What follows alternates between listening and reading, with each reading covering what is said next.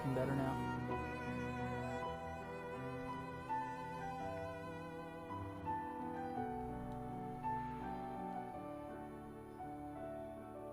Sorry, give me one moment.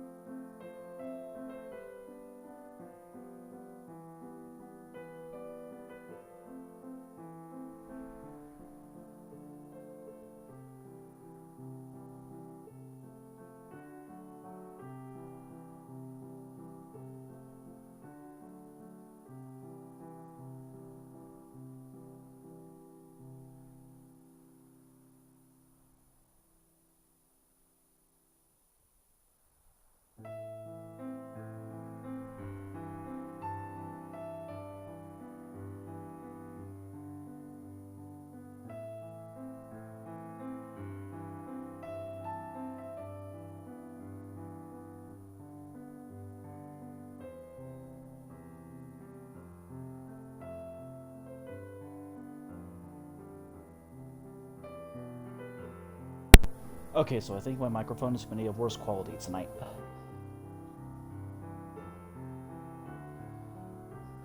Anyway, welcome to another episode of Valiant Hearts: The Great War. Where we last left off, I do believe we were about to start the Battle of Verdun. So without further ado, let's get started. February 21st, 1916. Winter had descended on the front. After joining back up with the army, Emile and Freddie were stationed near Verdun, suffering like many others from the harsh winter.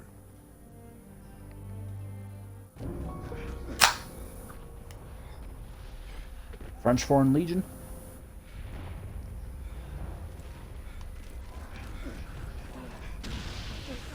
Comme mes amis.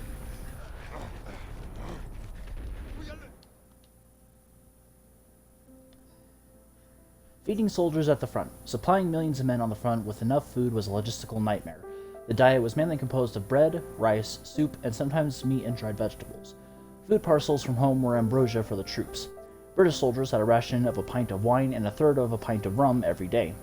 One of soldiers' fatigue duties was to go behind the lines with containers to fetch their company's rations.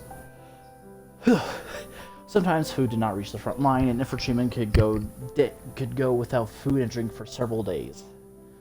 It was worse at Verdun. Every time the French military tried to send some relief, it got stopped immediately.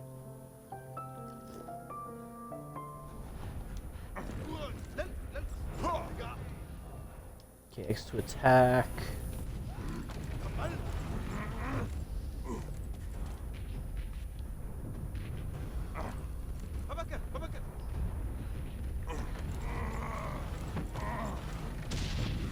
Who's doing this?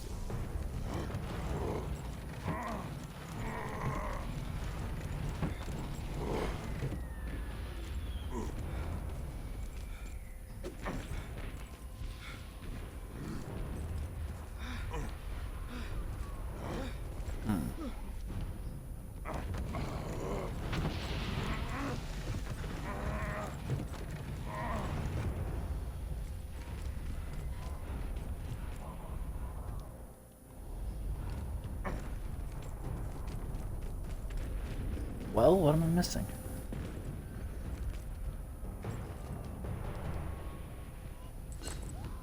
Trench whistle.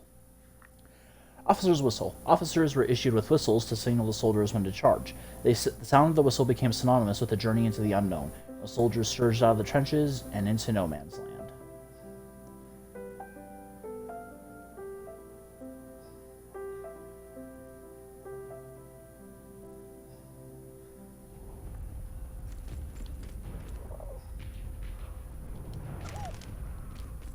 Oh, I need to do something about those about sticks.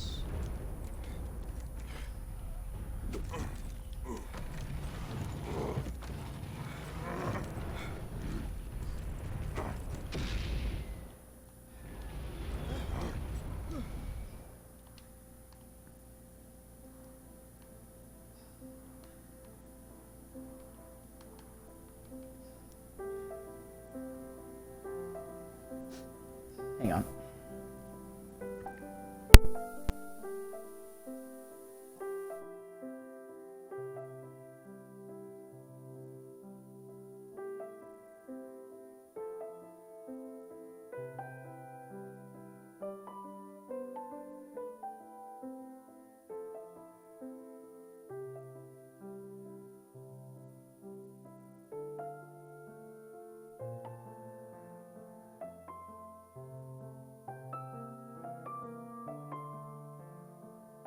Sorry, I need to blow my nose. While I'm waiting for a tissue, in over 18 months of combat, the front barely moved as each side dug in and tried to claw back at enemy positions. One moment, again.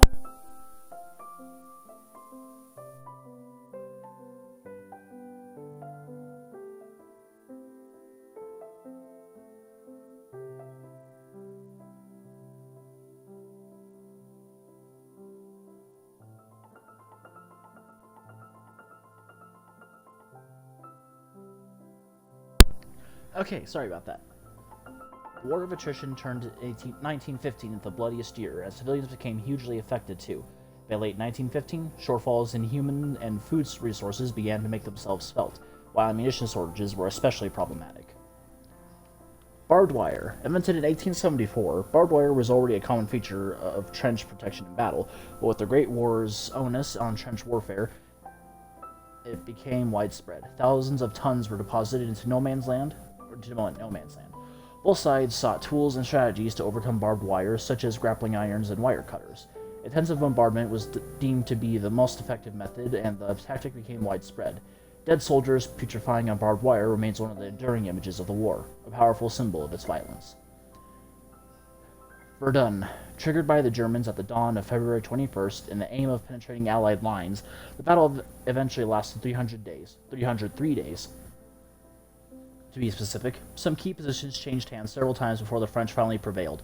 The battle produced the highest concentration of casualties, with 600,000 killed over 61 square miles, i.e., one death for every 311 square yards.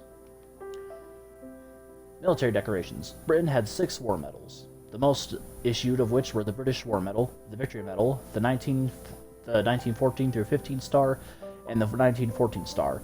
6.6 million British War Medals were issued, 5.57 million Victory Medals, 2 million 1914-1915 stars, and 365,000 1914 stars. A combination of the Star, Victory Medal, and War Medal was fairly commonplace. Over 2.5 million trios were issued, and earned the nickname Pip, Squeak, and Wilfred, after the popular cartoon characters in the Daily Mirror, a dog, a penguin, and a rabbit respectively.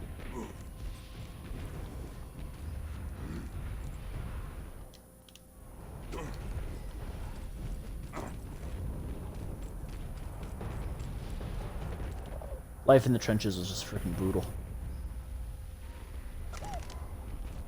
Okay, but how do I get the stick down?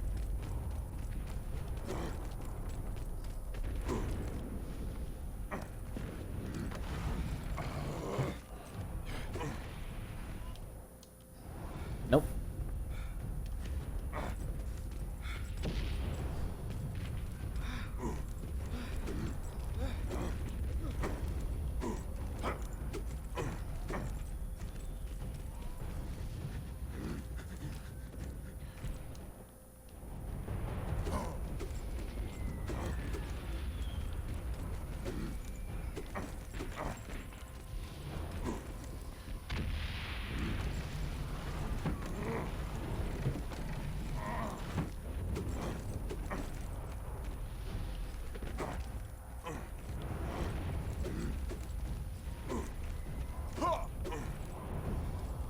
So, what do I cut it with?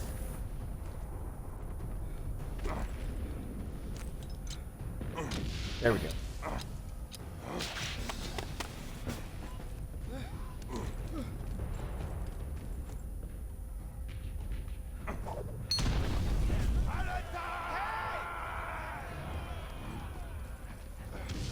They shall not pass!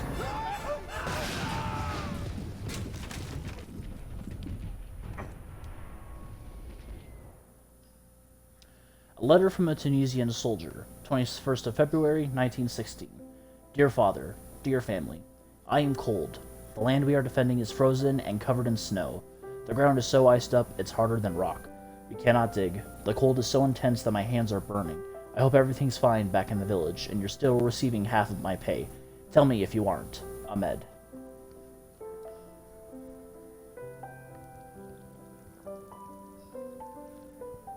Did France own Tunisia for a while?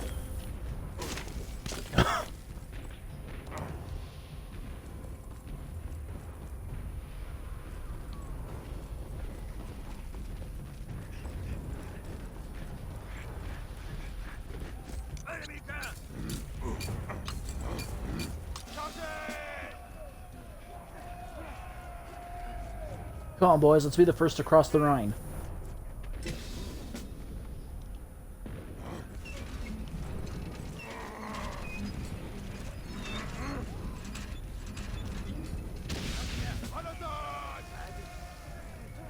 Charge!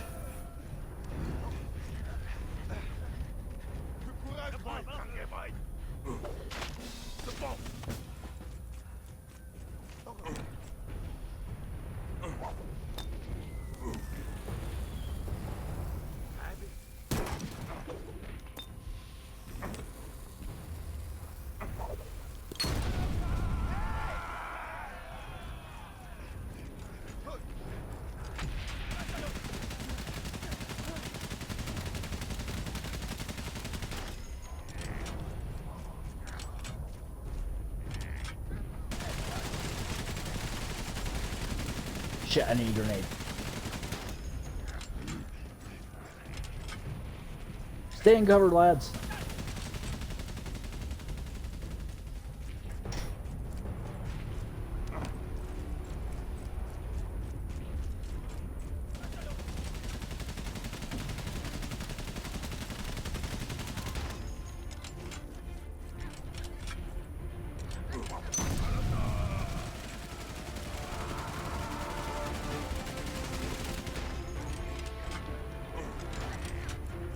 Charge, mes amis!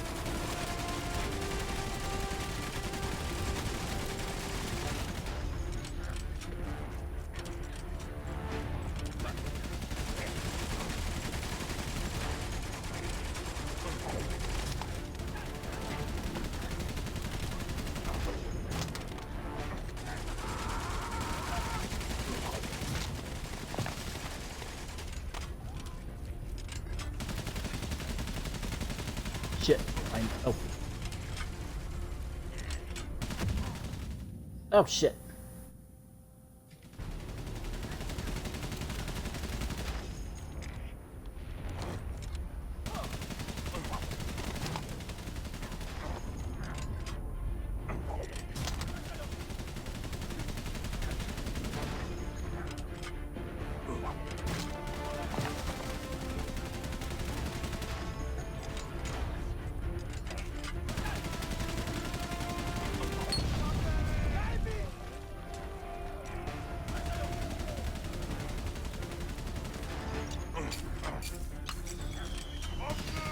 Come on, they shall not pass.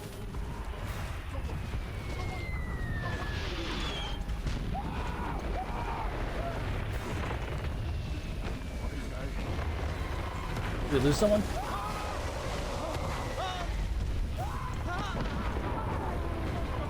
Stay hunkered down, boys. Colored pennant. Though Morse code was already operational due to technical problems, telephone communications were unreliable, so age-old techniques were used such as drums, bugles, and colored pennants. November 11th, 1918, 11 a.m., the end of the war was marked by a clarion call. I did not know that.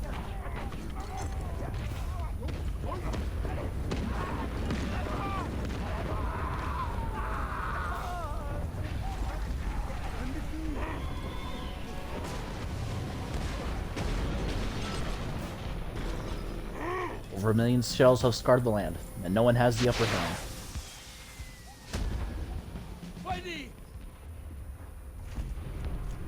friend. Cannons are this way. Come on, Doug.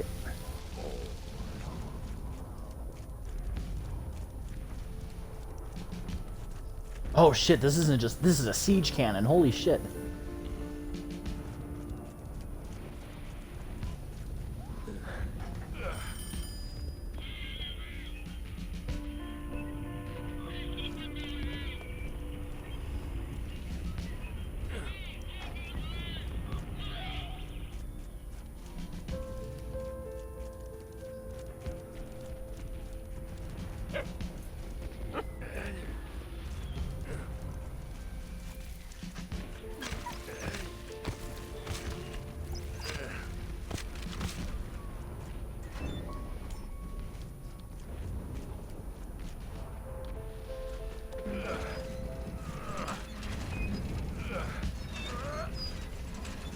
Don't let us slip, or we're out of siege shells.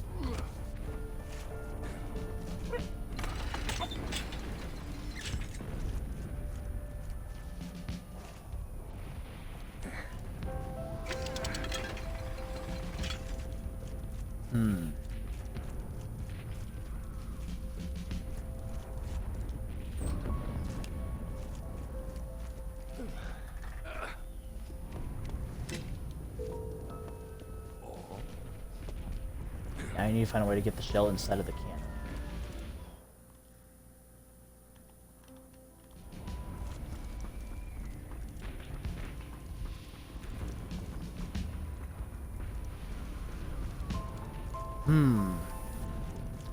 Oh! Well, I hope I'm right, otherwise it's game over and the Kraut artillery overwhelms our position.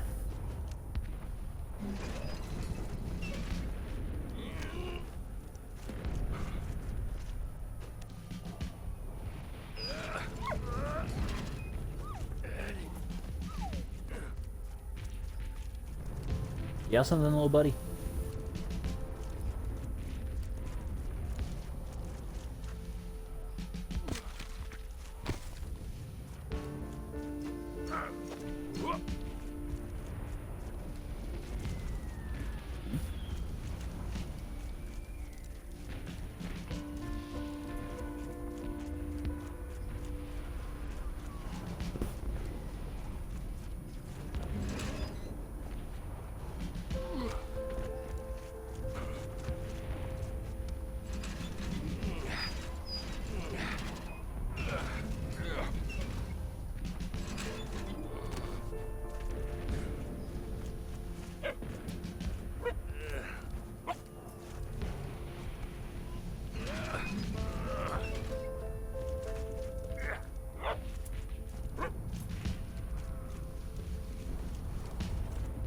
Okay, how am I gonna get that out of the tree?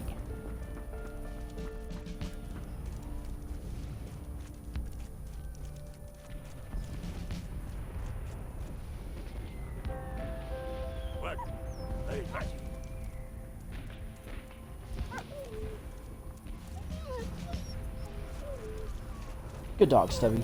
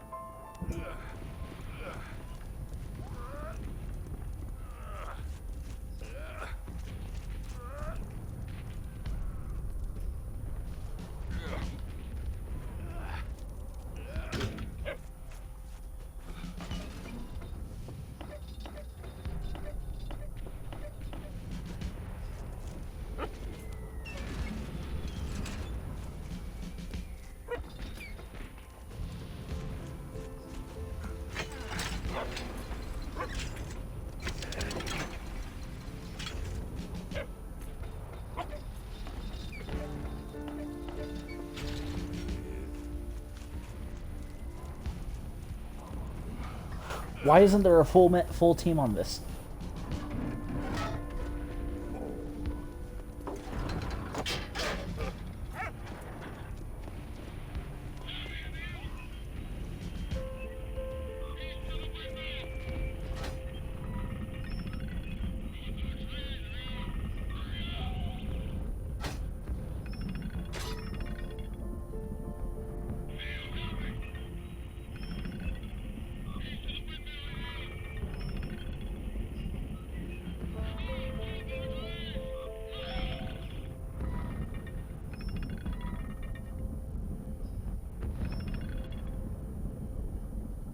don't see any trees.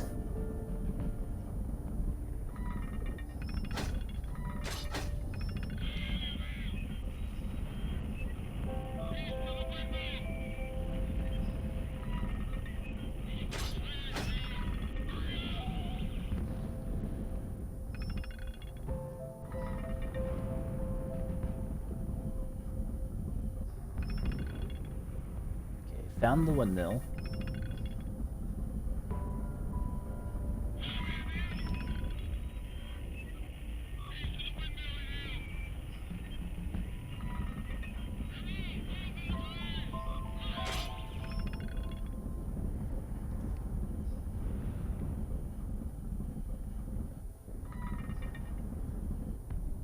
Okay, I think I found it. Emil's precision cannon firing enabled Freddy and his regiment to reach the rear line unharmed. Bravo, Freddy! Emil, thank you very much. The military hierarchy heard of their feats in battle and decided to decorate the two friends for their bravery. Emil received thank you, good sirs. news from Anna. Carl was recovering nicely. He was even walking again. Good. Meanwhile, the battle for Verdun only grew longer and bloodier. The death toll was staggering, 70,000 per month. Almost one Frenchman and one German every minute, and it went on for 10 months, day and night.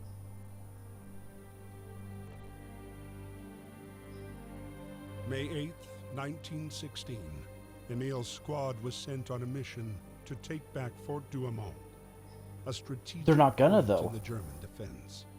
I don't mean that in an insulting way. Every time the French tried to relieve the soldiers at Fort Douaumont, they always got beaten back. Or am I thinking of Fort de Vaux? I might be thinking of Fort de Vaux.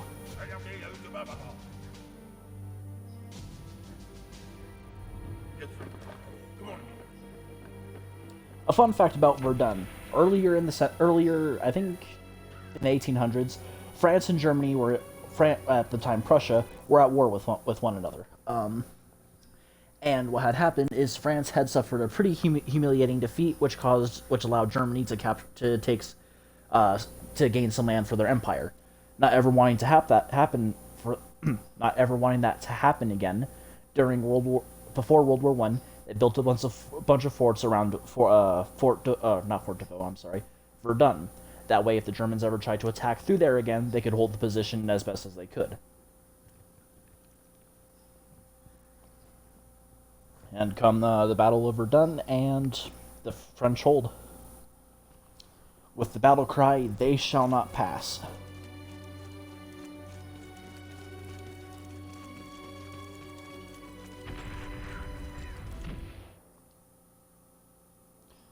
Fort Douaumont. Douaumont was one of the symbols of the Battle of Verdun, and was exploited by both camps for propaganda purposes. The Germans seized the fort on February 1916, before it was seized back by the Allies in October of 1916 with heavy losses. In the meantime, the fort was damaged by a huge explosion which killed almost 800 Germans inside. Rather than the work of some valiant heart, the explosion was caused by a neglected stove. The ensuing fire spread to the petrol and ammunition supplies. Ooh. Der Flammenwerfen. The Germans were the first to use flamethrowers in an assault on a previously held position in July 1915. Although the attack was expected, the use of the weapon came as a surprise, and caused a large number of casualties. Its psychological impact was huge, but British troops soon learned to cope with the slow-moving operatives lacking heavy equipment, and did not adopt the weapon themselves. Which is ironic, because in World War II, at least for the US, we saw that and like, we can build upon that. Which we literally did. We took every single flamethrower that was available in the world, we took everything that did work, and removed anything that didn't, and boom, we got the M2 flamethrower. Well, that's decades down the line.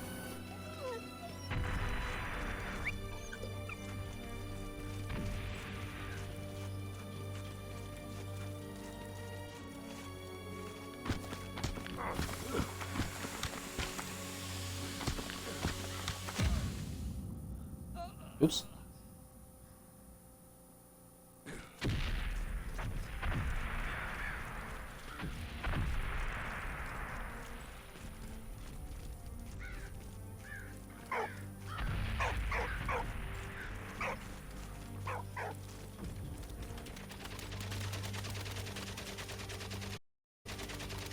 Damn Jerry's.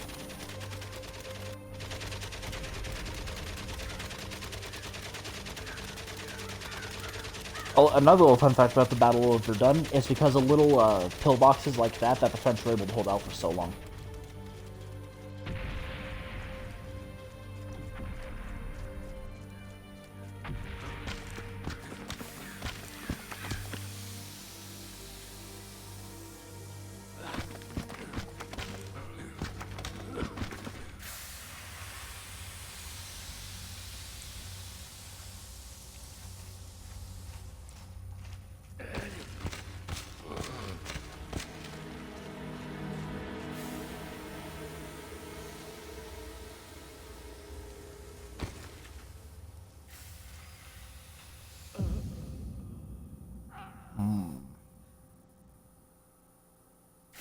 This is gonna be Trixie.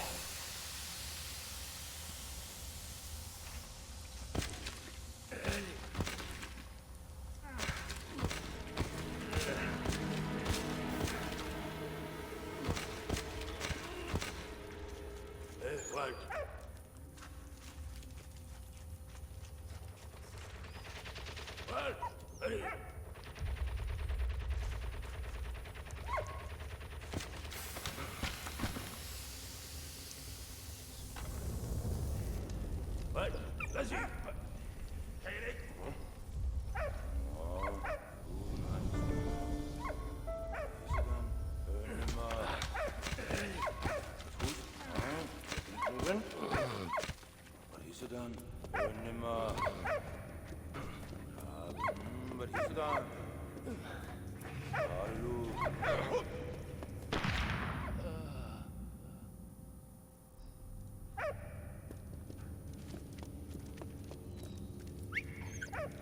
Don't start that.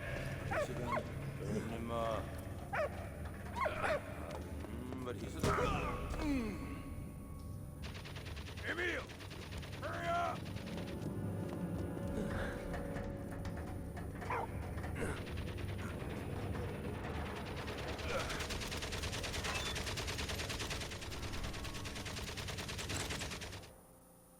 Empty wooden chest. An empty wooden chest used as luggage by a German soldier. Suitcases were not widespread, and poor soldiers left for war with their affairs in a knapsack or in wooden crates.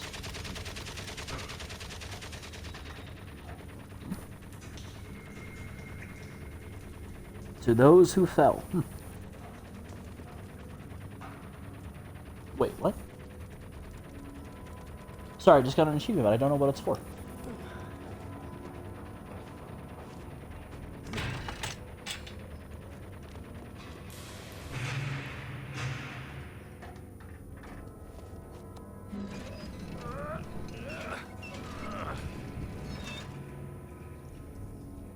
Find 50 historical items. Ah, okay.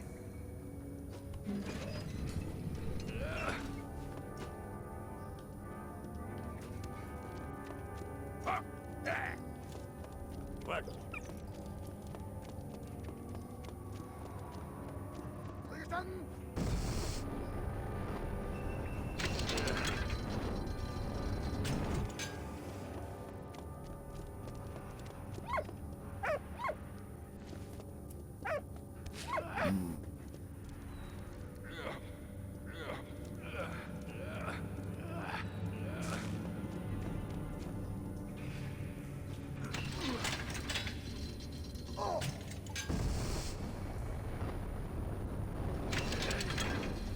Okay, I think I see what I need to do now.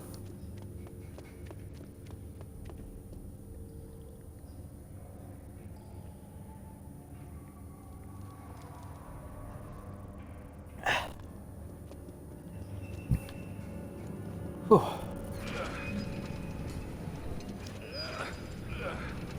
Sorry, I wanted to finish my root beer. Marks.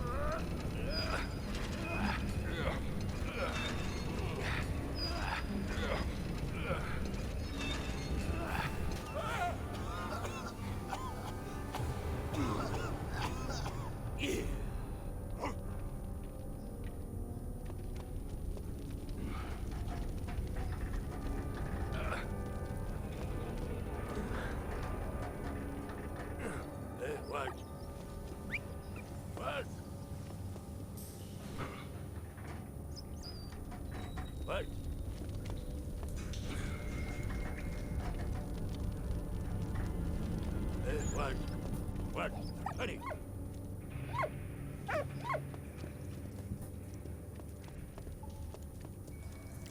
Okay, he needs the dynamite.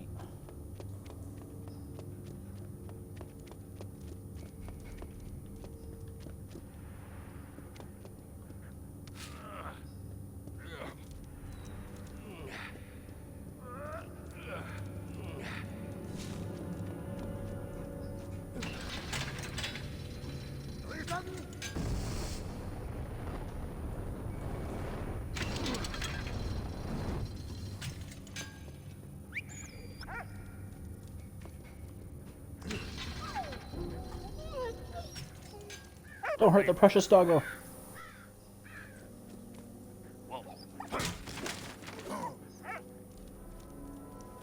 You stick a dynamite, boy. Good, Stubby.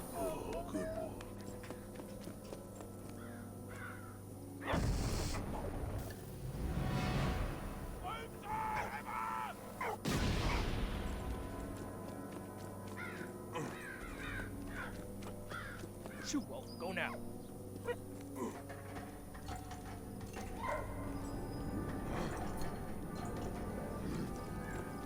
Walt.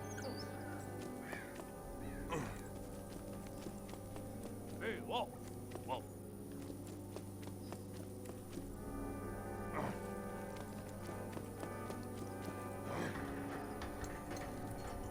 Walt.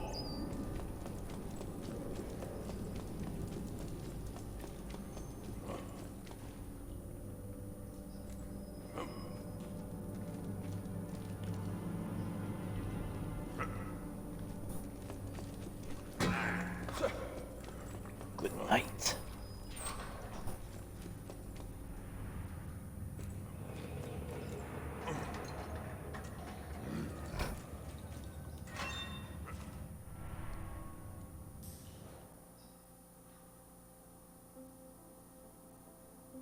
Gold Gab Ish. An iron ring bearing the inscription Gold Gab Ish für Eisen, offered in exchange for some precious item as a part of a program to finance the German war effort. Right. I think it was like I gave gold for iron, if I remember correctly. They gave it mostly to married women who turned over their gold rings for the war effort. Their gold wedding rings, I should say.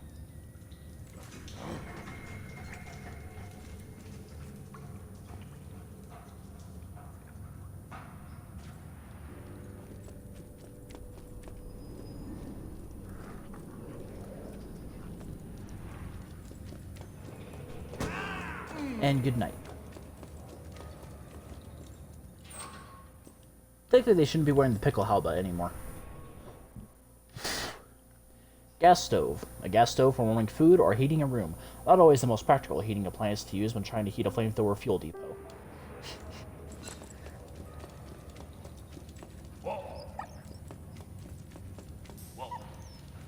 Nothing else that way.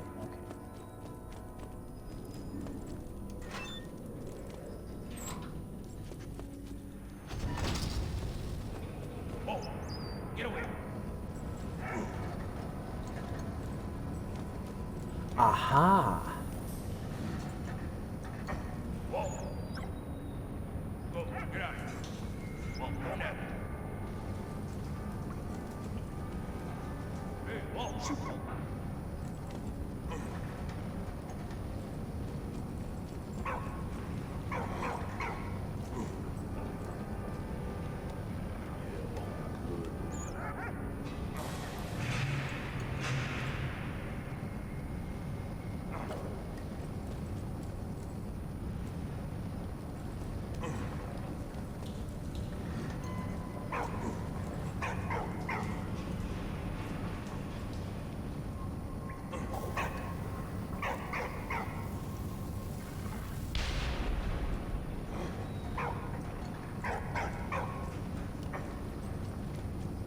This is going to be interesting.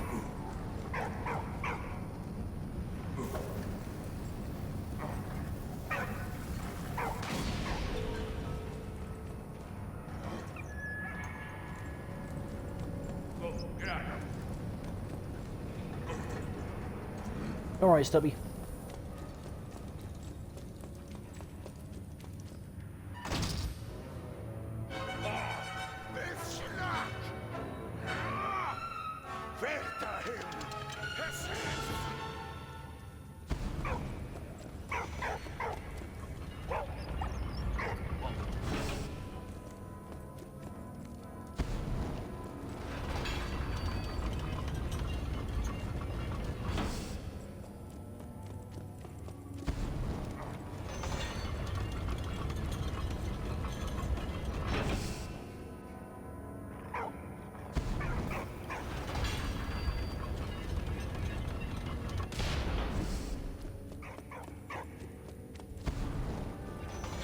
Shit.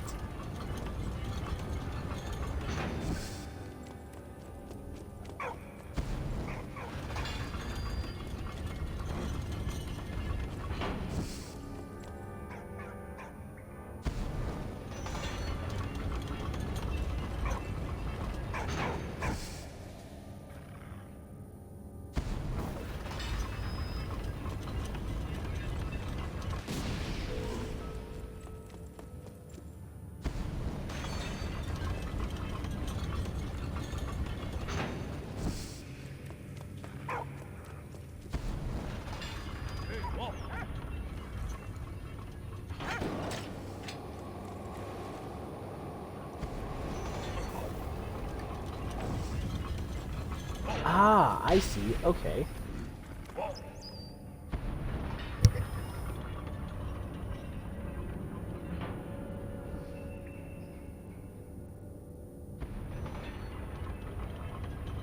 Go now.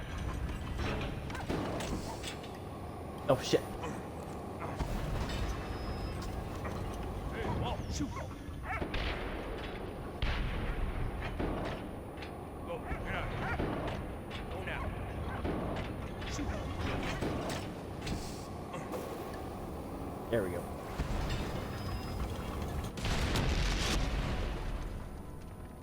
Vorwärts, Sauhaufen! Kein Pardon! Los, los, los, los! Here's words you can understand. And, du bist Schweinehunde. I think I said that right.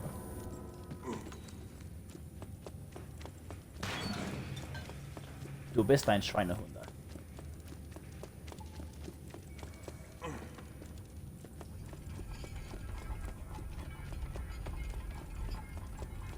Whoa! Get away, boy! Kavime! An der Wurzeln! Knipp an der Wurzeln! Schwung auf das! Jawohl, Kommandant.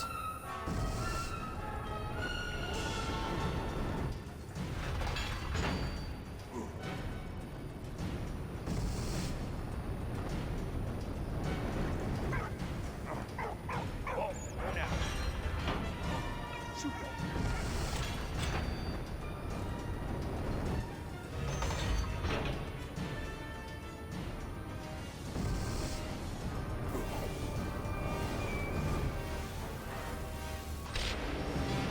Hey, whoa!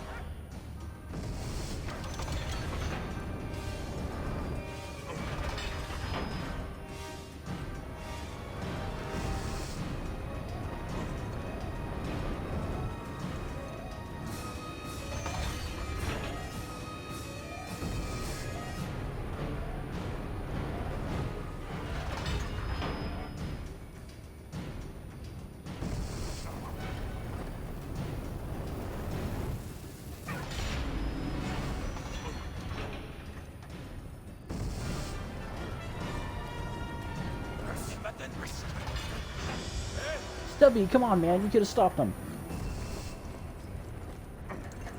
That's alright. You're still a good boy in my eyes. Would you like a stick of dynamite? Was da los, Parole?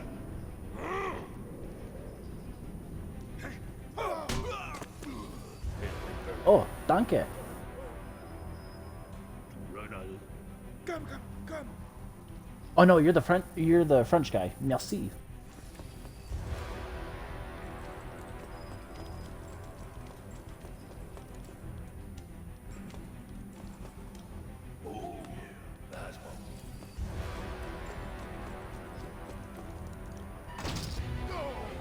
Did I see plans for a Renault?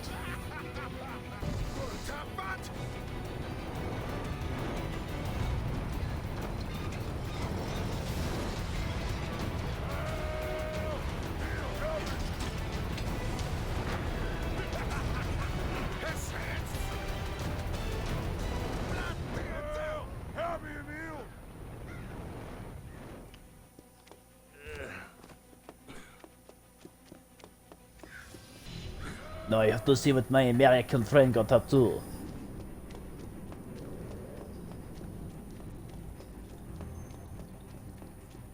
What's this game about? Ah, this is a game about... Anyway, welcome back, Maurice. This game is about World War I, essentially.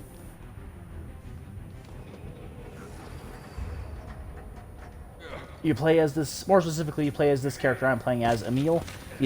At first, actually, no, he didn't enlist. He was drafted into the French military to fight in the Western Front. Right now, I am at the Battle of Verdun trying to get...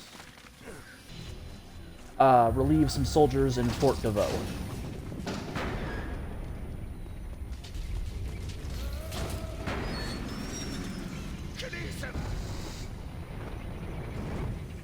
I hope you can hear me okay. I don't have my normal wires plugged in, so I don't know how good my voice is coming through.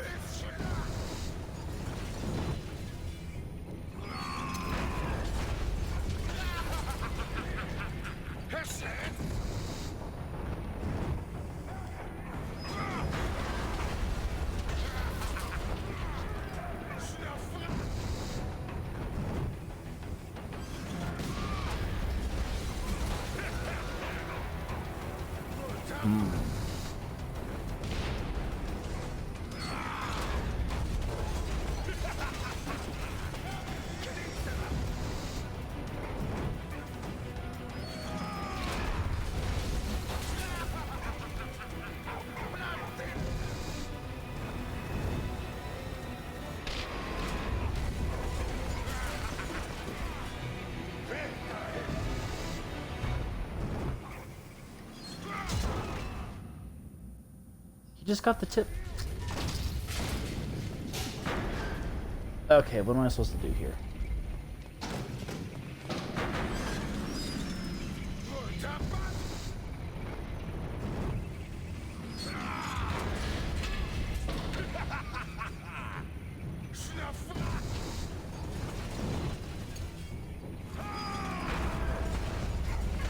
What's your bitrate? The stream's very laggy. I don't know. Wait, is it laggy? Huh. I'm playing it on, well, I just switched to it, and it's playing normal on my thing, so I don't know what's going on.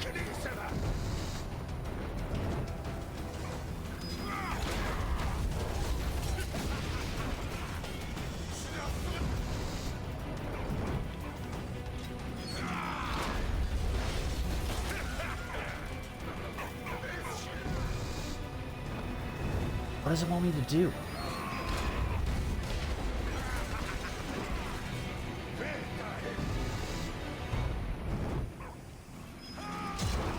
Okay, I think I might see what I need to do. Yeah, I don't know. My phone doesn't say.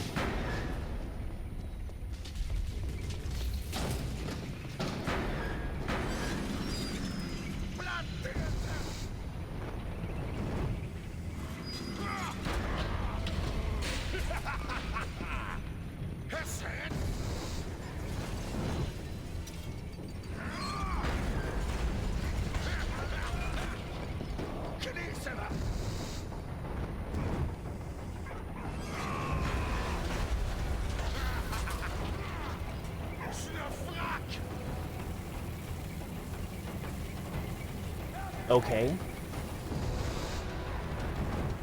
A hint doesn't help me, game.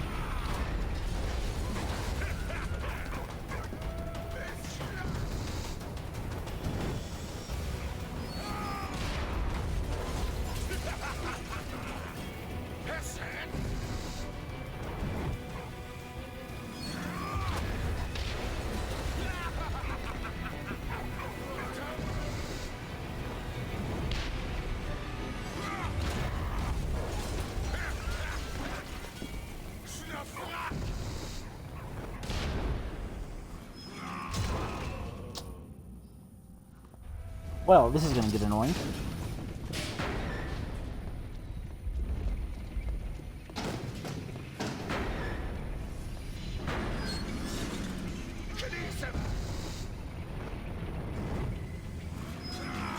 Shit, my laptop's in my room.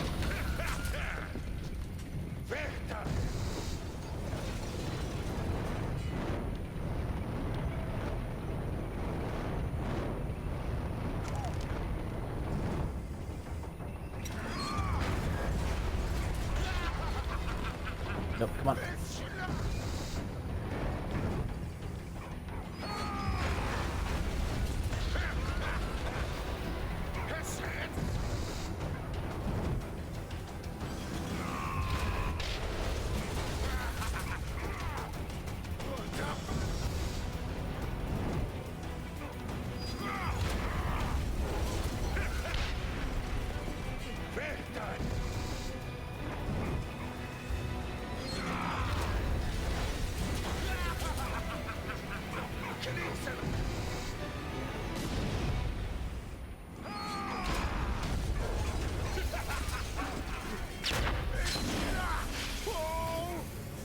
So long, farewell, auf Wiedersehen.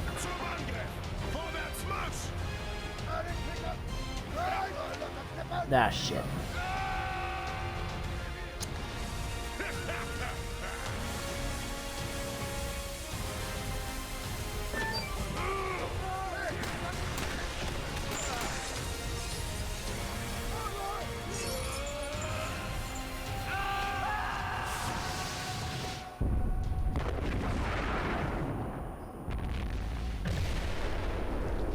And there goes Fort DeVoe. Despite the fort's partial destruction, the Germans held their position. The mission was a failure.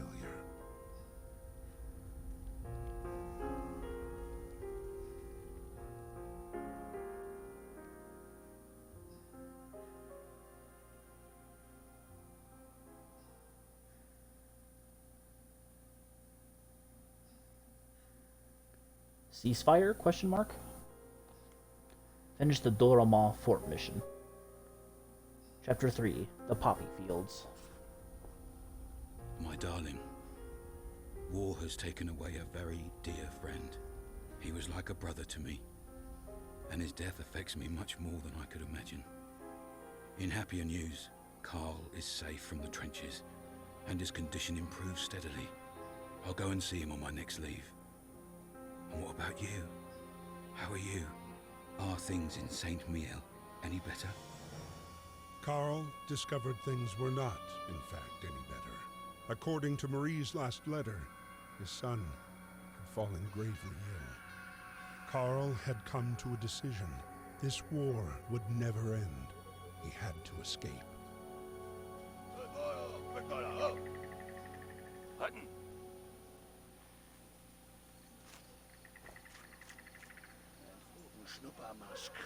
Well, yeah, thanks any of the bolt cutters.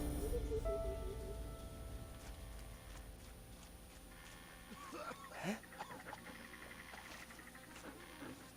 I pet the dog? Nope. May 8th, 1916, POW camp, France.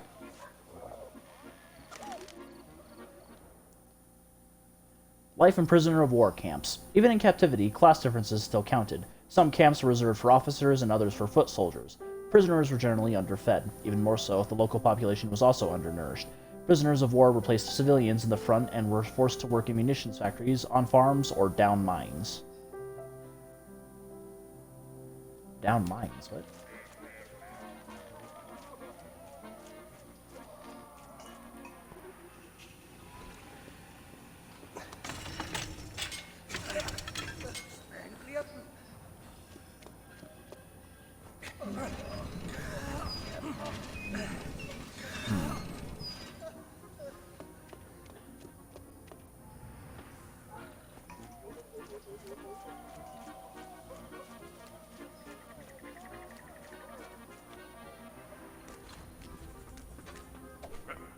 Welgatte als dabei.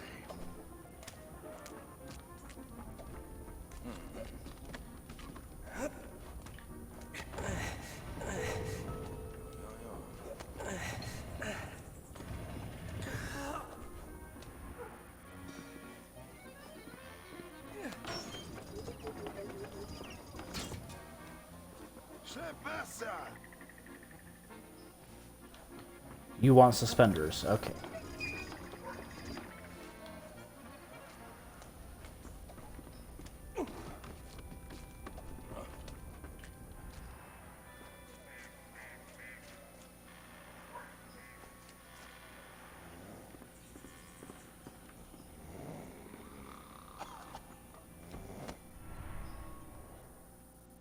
Letter from a Hungarian prisoner. Dear Mr. Dienstall, Dear Mr. Dienstall, I have been held in a prisoner of war camp in Reims for almost 3 months now. We are relatively well treated, but I can't wait to get out of here. With your permission, at the end of the war, I would very much like to return to my foreman position. I still have all my faculties, even though I may not be as strong as I was. I'd soon be fit enough to work again. I look forward to hearing from you, Maximilian, electrician foreman.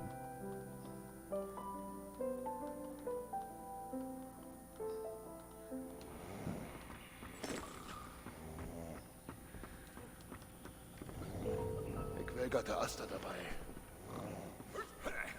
Dem Knoten auf de Klaus.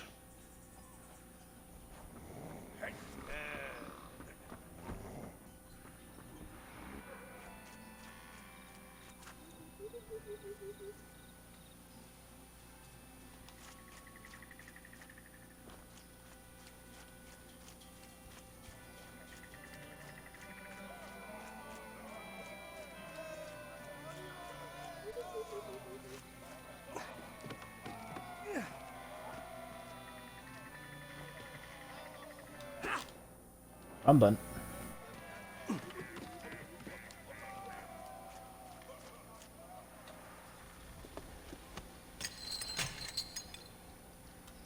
Okay, I see what I gotta do here.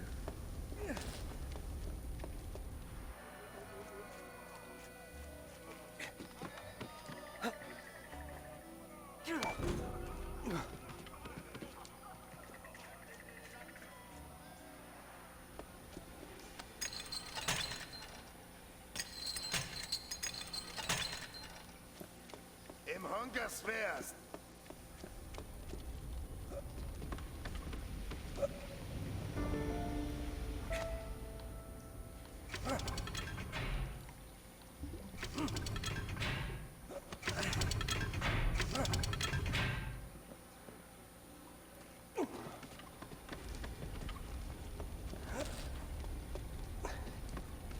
Shouldn't that be a wood-burning stove, not a...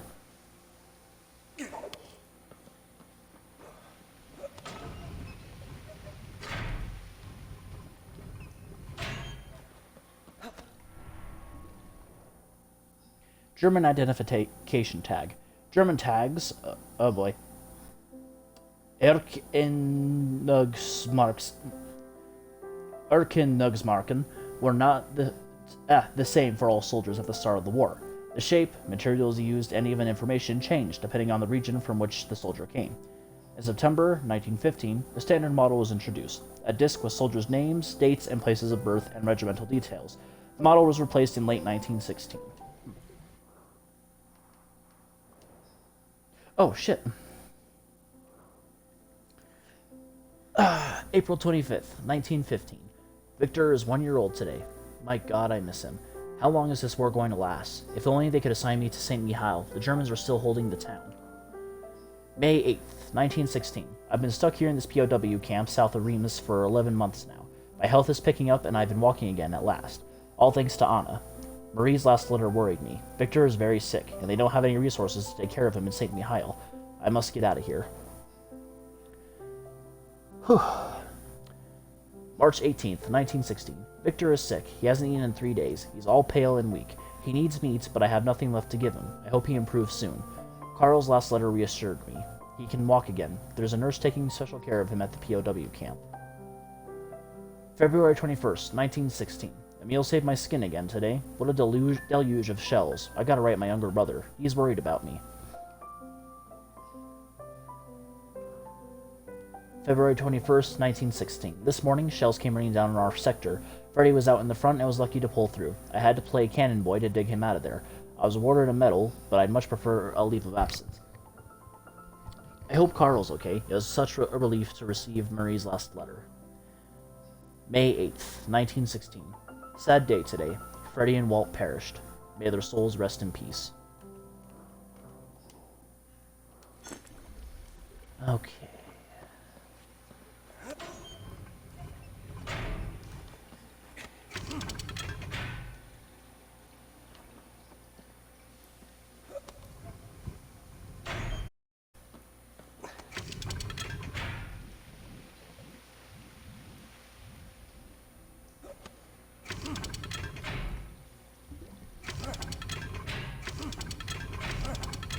Nope.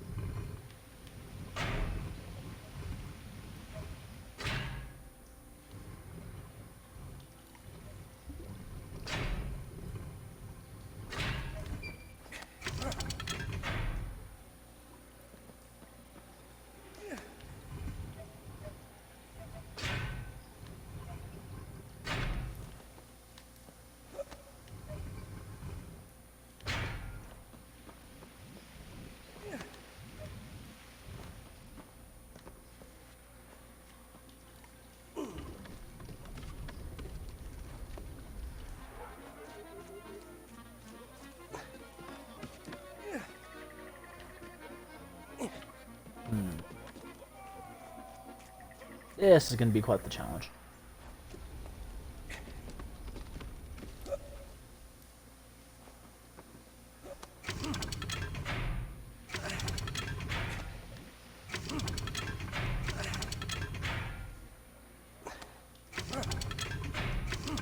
Nope. Oh my god.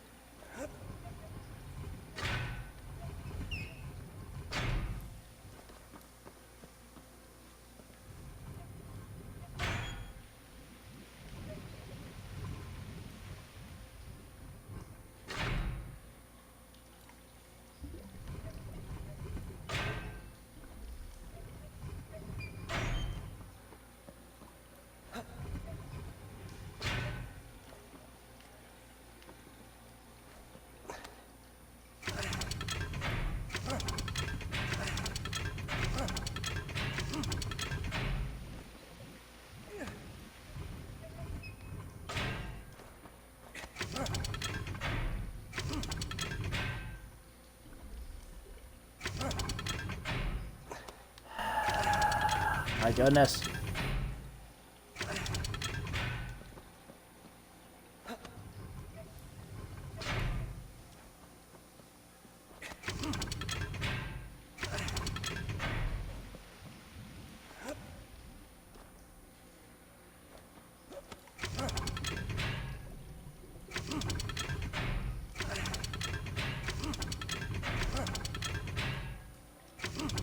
No. Oh my fucking god.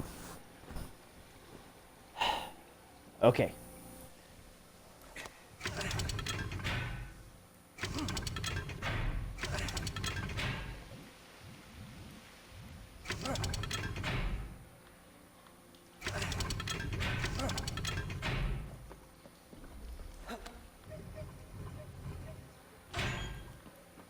I think if I do it like that...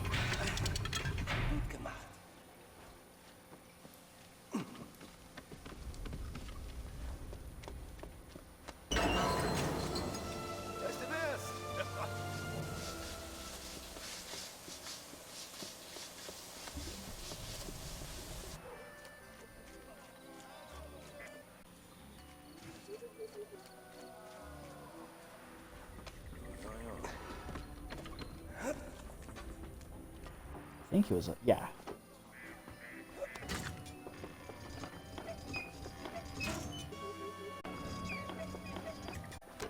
Good.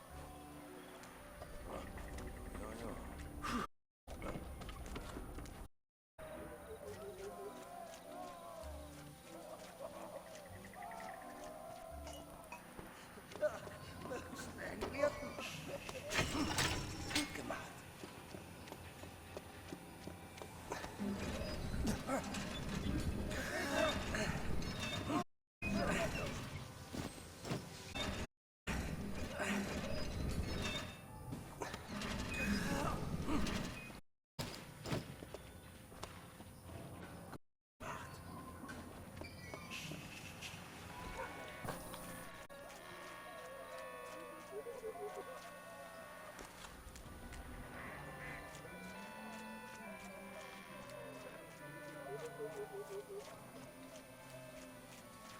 Thousand Dunk. Sorry, not Thousand Tunk.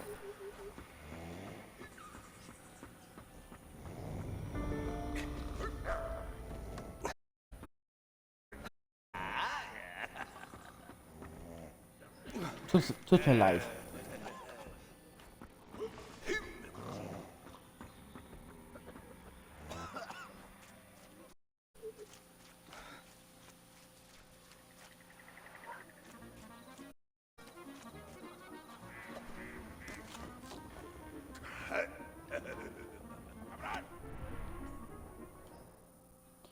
Biscuit box. Prisoners suffered from hunger in camps, and food was often stolen. This metal box was handmade to contain bread or biscuits. Its owner could take his food reserves with him when he went to work to avoid them being stolen.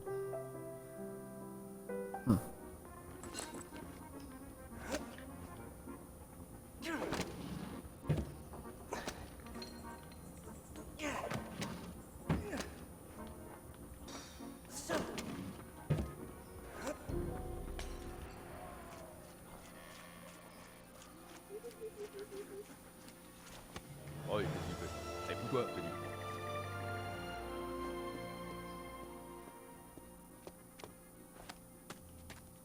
De volendaags gewoon veel. Hallo.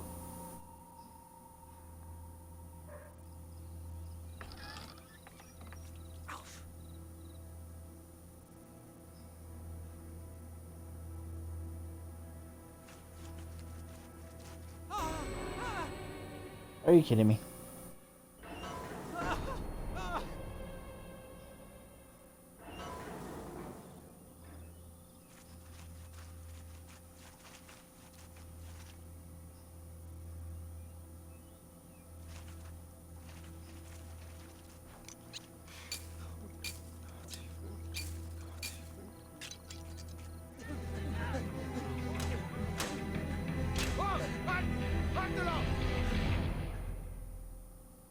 Probably made things worse, dude.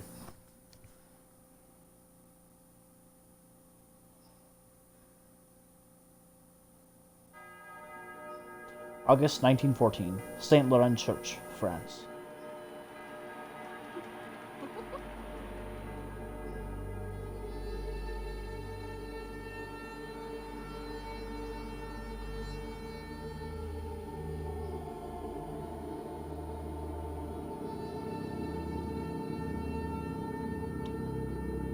The German air raids on England.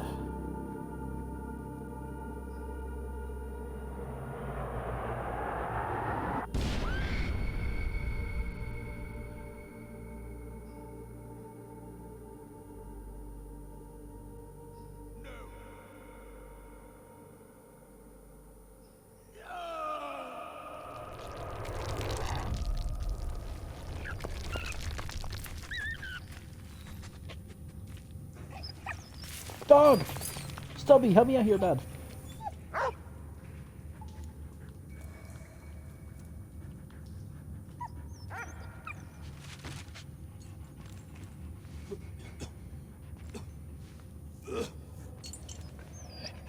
Good, Stubby.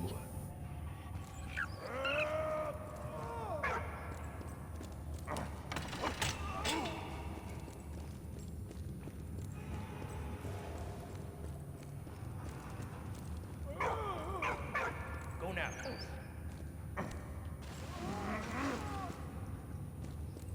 Can you walk?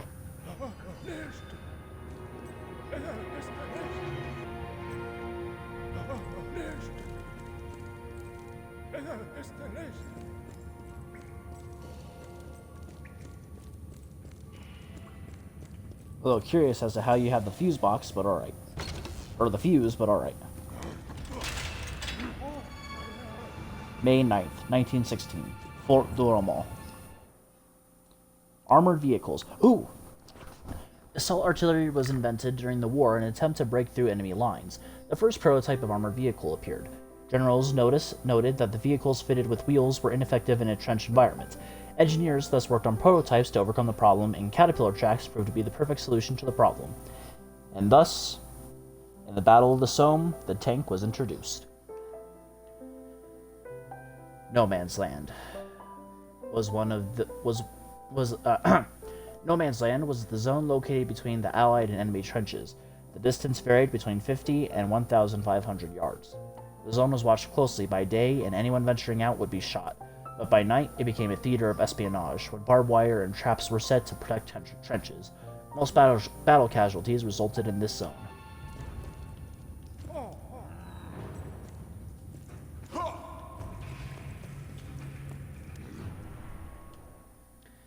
Flashlights were common in the trenches. Army-issued flashlights were meant to fit in a cartridge belt and functioned with batteries.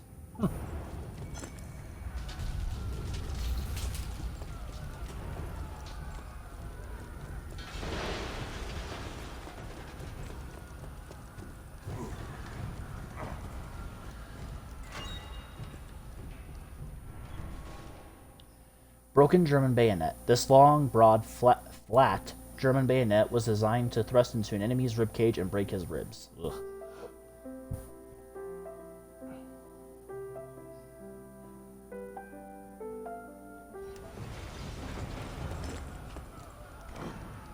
Hey, whoa, get away.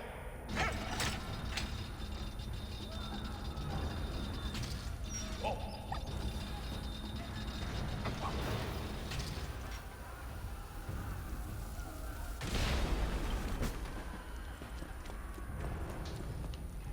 Should grab a stick of dynamite just in case.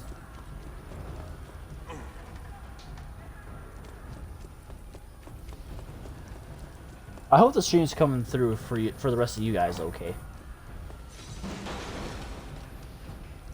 Oh no, for me, dog.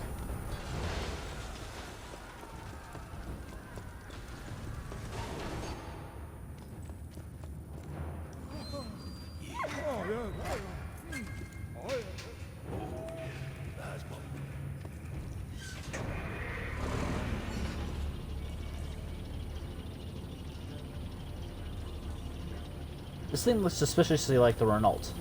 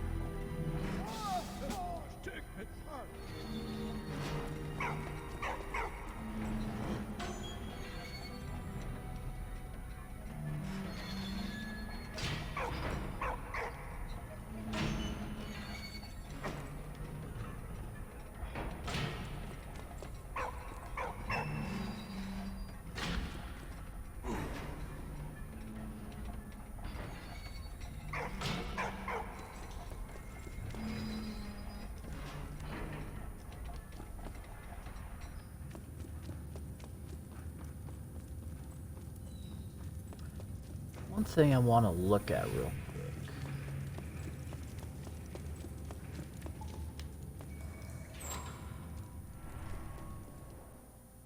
Dead rat. A dead rat wasn't garbage, especially a dead rat on a skewer, which would be spit roasted for dinner. You can't reason with a starving man. You know?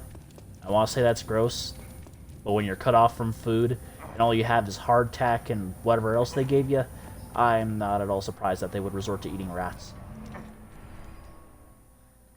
German coins. The German currency, the mark, underwent rapid devaluation during the war to help the German Empire provide for the war effort.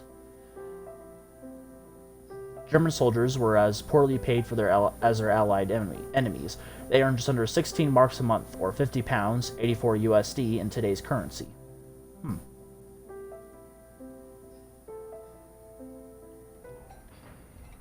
Oh, okay. So it wasn't just in World War II, or before World War II, where they had just printed out a shit ton of money. Kaiser Wilhelm, you were a fool.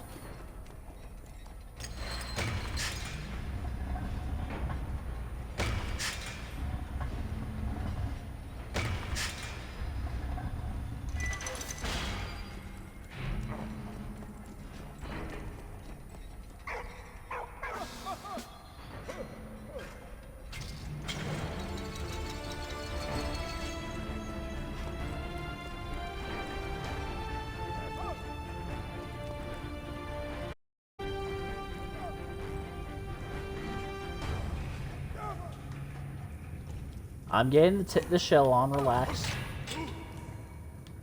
Oh, I see what I need to do now. Okay.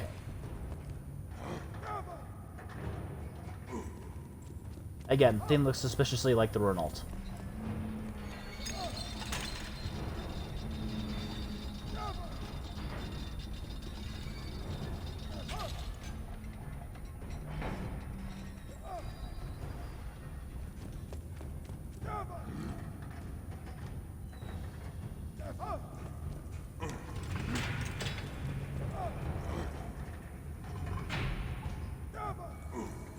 I see.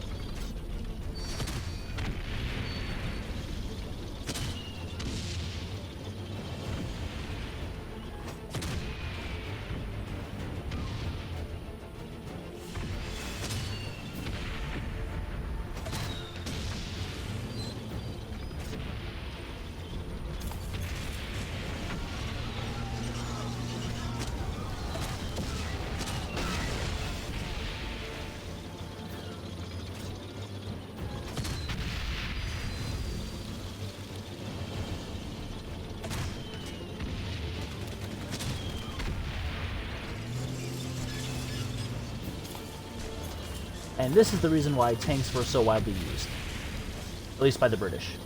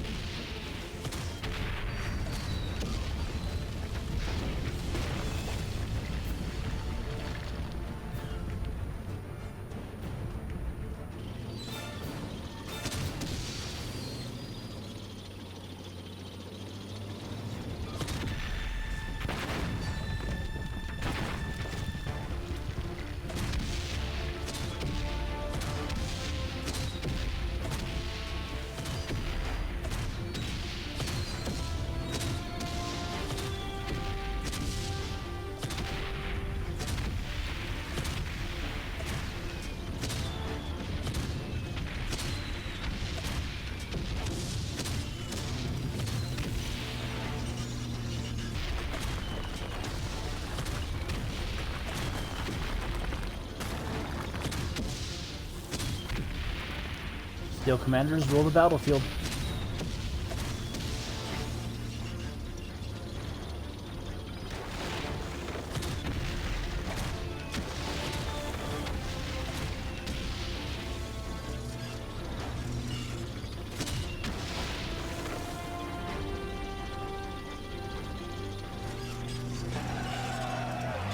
Freddy was given a hero's welcome by the French forces.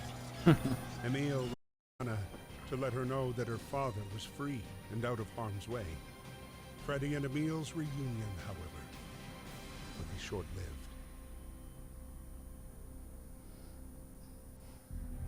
May 14th, 1916. Freddy was sent to the Somme.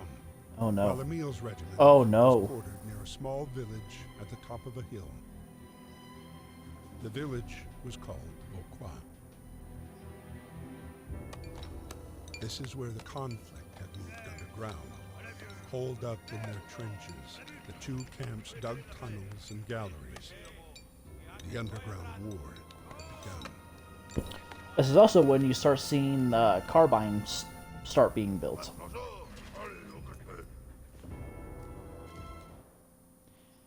Vauquois and mine warfare. Underground warfare rarely developed beneath the hill. Really developed beneath the Ville of Vauquois to the west of Verdun. Each side dug sapping tunnels beneath tunnels to sabotage the enemy's positions. Opposing engineers frequently came within feet of each other. With the advent of pneumatic drills and ventilation systems, tunnels could be dug deeper.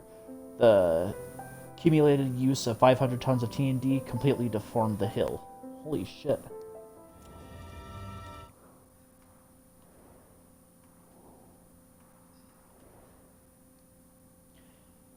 May 9th, 1916. So yeah, the Battle of Verdun's still going. Freddy is alive. He earned the nickname Lucky Freddy, and Big Brave Walt pulled through too. Things aren't so great after all. Oh, Walt's the dog. Okay. May 9th, 1916. Everybody calls me Lucky Freddy. If only they knew. It's not luck. It's you up there, shining down on me, showing me the way. I think about you every day, sweetheart. May 9th, 1916. Dear Lord, Carl is dead. He always spoke about his son, Victor, and when he told me that Victor was sick, he had a strange look in his eyes. He must have tried to escape to see his son. It's awful. How am I going to break the news to Emile? Anything I can pick up here? Nope, just need to go to the SOS. Or not carbines. This is where you'll start seeing, if you played Battlefield 1, you would probably recognize that, Nagant, pistol rifle. Not the Nagant revolver. The, Obrez, there we go. The Obrez pistol, the bolt-action one. Alright. Anyway, oh shit. They were invented because when it came to this kind of warfare, officers wanted something compact like a pistol, but had the stopping power of a rifle.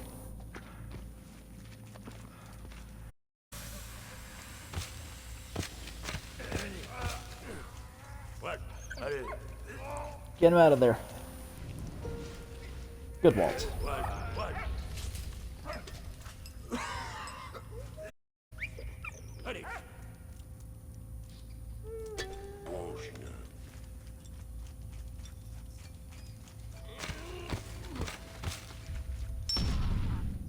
Oops.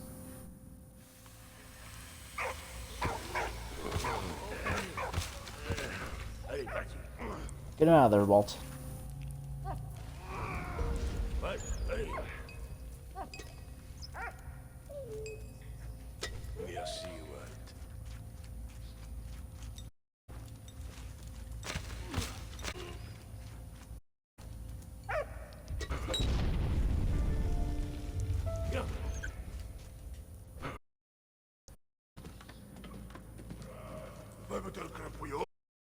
Guys need the detonator? Alright.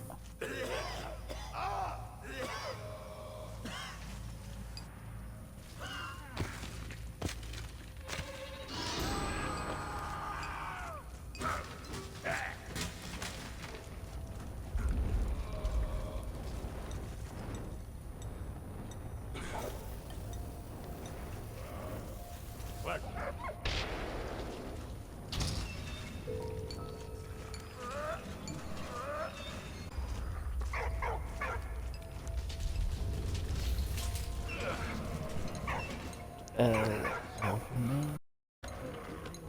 I'm coming, Walt. Relax, buddy.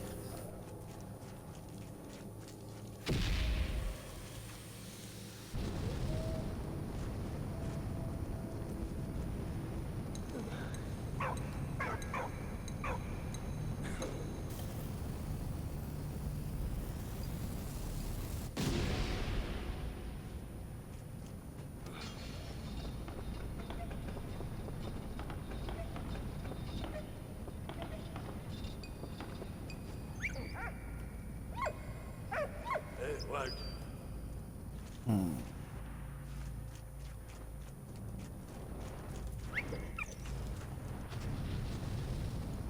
What? Ah.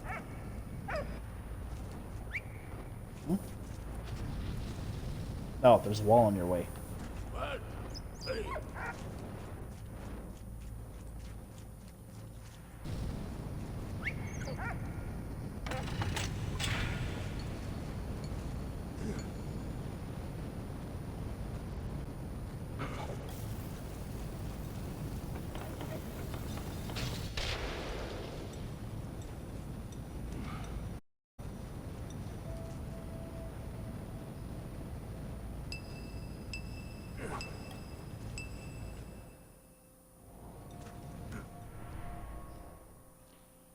Telephone cable. Telephone cables were originally made with a single wire, but this posed serious security issues. Special divisions were created to listen in to conversations. All these officers had to do I'm sorry. All eavesdroppers had to do was hook up to the wire and listen in, undetected. To remedy the problem, telecom engineers created a closed system with a second wire, which made eavesdropping much more complicated.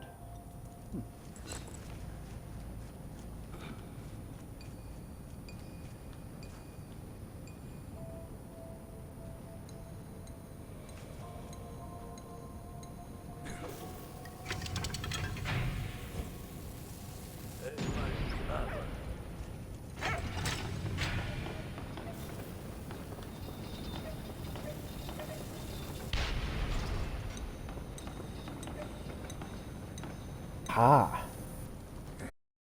Yes! Wunderbar! What? Ah.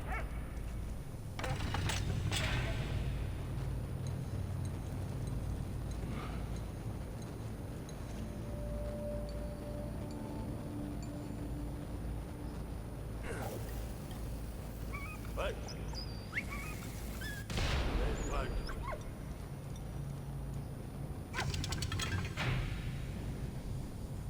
What?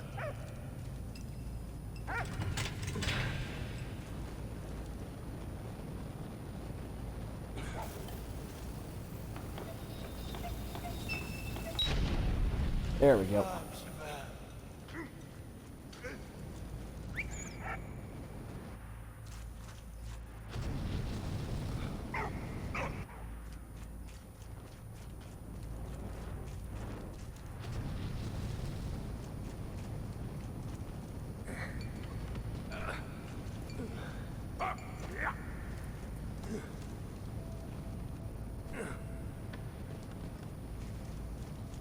Here, hold on to this dynamite for me, buddy.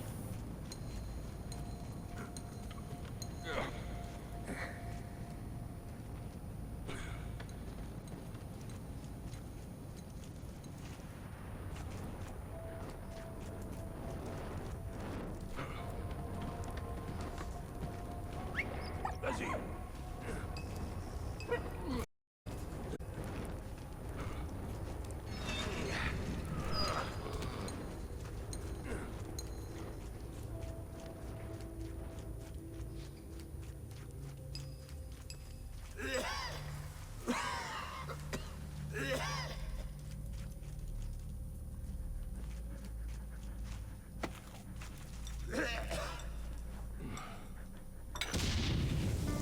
Yeah, God.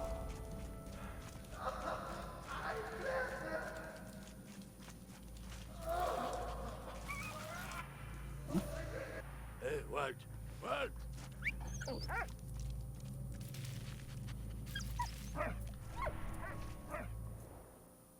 General Headquarters News Bulletin. General headquarters produced a daily news bulletin to keep the press and soldiers informed. The bulletin soon became a propaganda tool used by generals to control the information fed to both troops and civilians. As usually happens in war.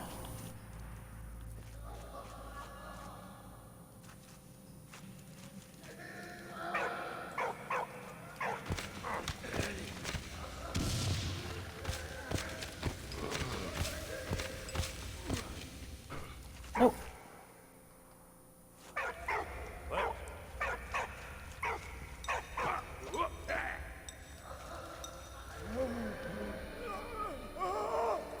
But the canary is still alive.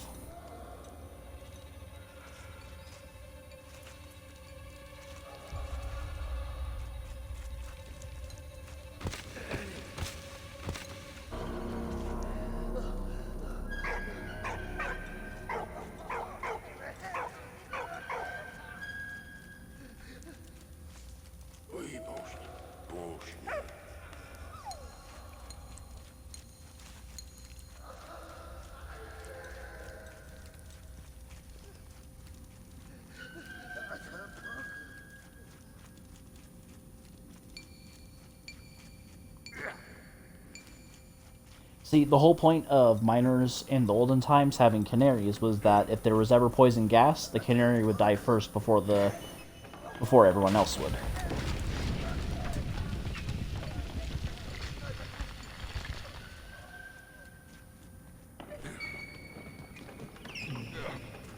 Hey, what?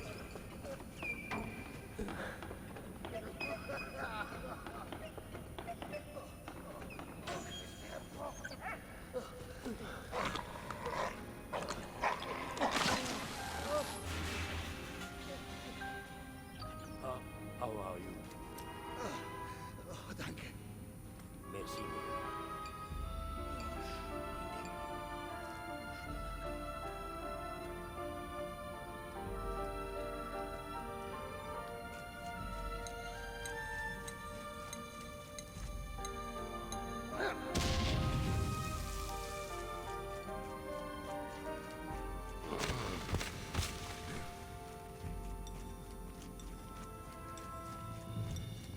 Immer an der Krummstörung.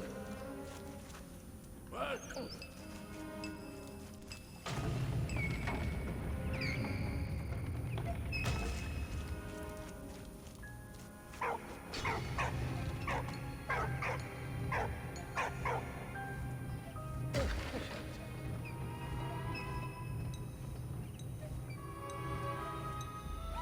There we go.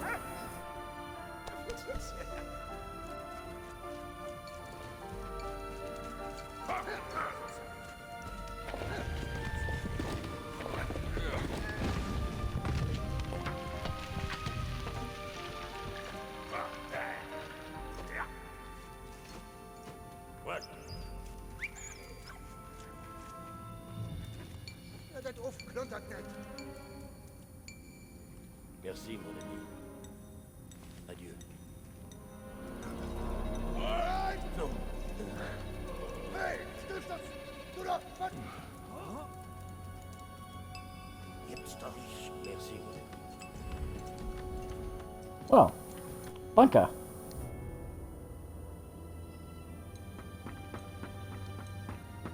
What, put it up. Allez, on fait le bord.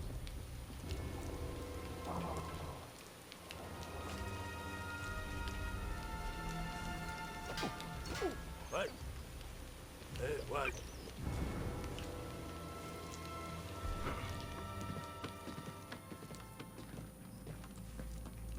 Butte de Fauquois, France. What?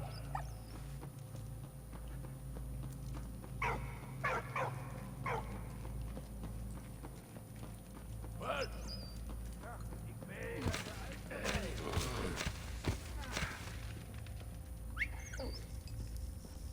What? Allez, vas-y.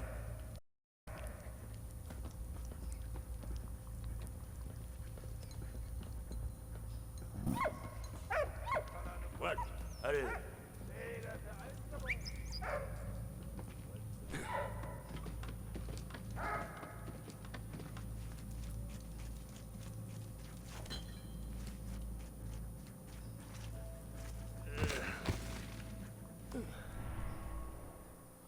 British identification 1915. The British the British changed their dog tags in the course of the conflict. At the start of the war, soldiers were issued with a single aluminum disc, but because of the huge numbers of volunteers, producers and engravers could not keep pace with demand. The aluminum discs were replaced by red, vulcanized asbestos fiber discs. In 1916, the War Office requested the addition of a second disc to cope with the problem of unidentified corpses.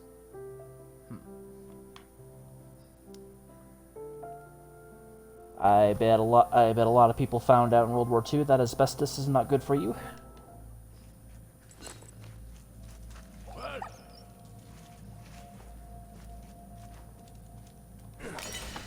There we go.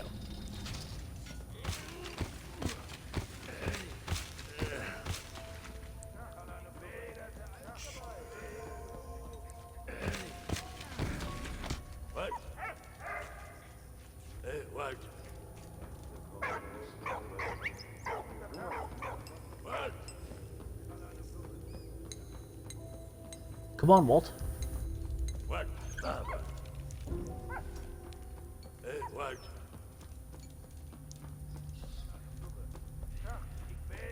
What? Good boy.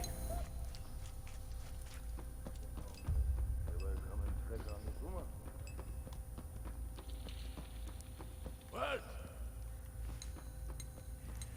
Walt, kommen Sie hier, schnell.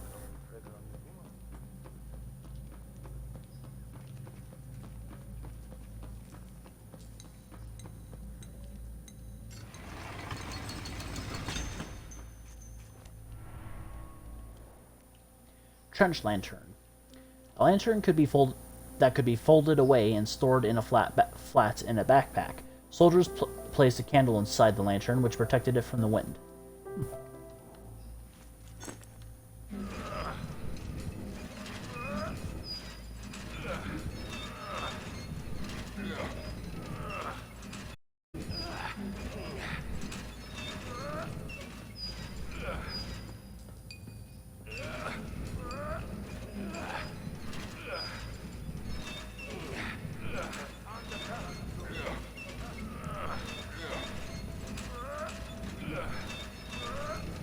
Are you guys sure it's wise to blow it?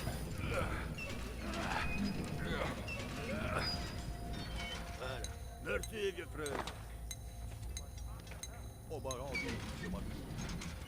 Hey, un régiment, vous avez mal enlevé des temps. Allez, et comme. Ya, encore un fibouillard. Vieux grognon, le meilleur coup que Et Prosit. Showtime. Ok, ok.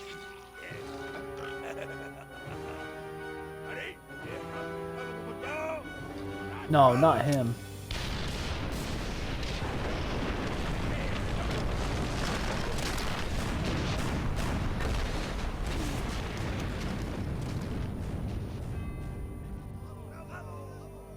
French officers were proud of the heavy losses inflicted on the enemy. Emile, full of anger, refused to be decorated for what he considered to be a cowardly act. Emile and Freddie were, however, happy to have saved Anna's father from Baron von Dorf's clutches. His scientific research could no longer be used to make weapons of war. Good news being few and far between, they wanted to savor this moment. But Anna had frightening news. Carl had been killed while trying to escape the POW camp. No. What? Upon hearing of his death, Emile became sickened with grief.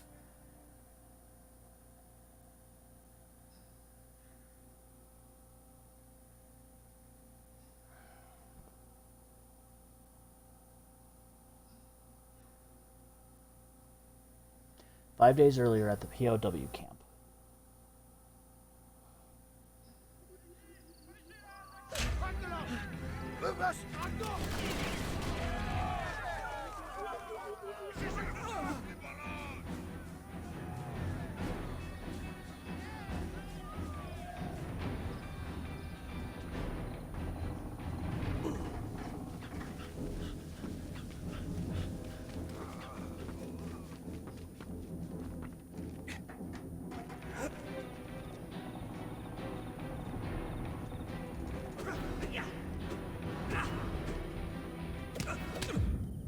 What?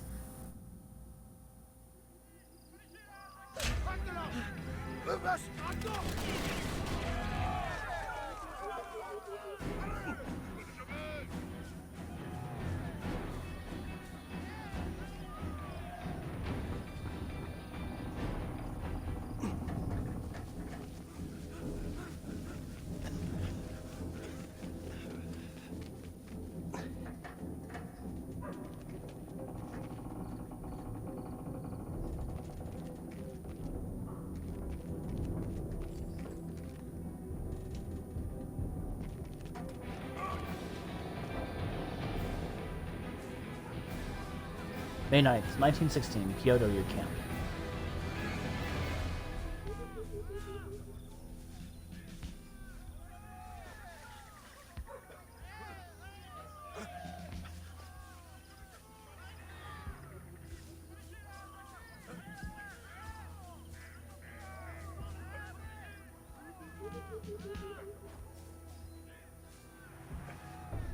Shit.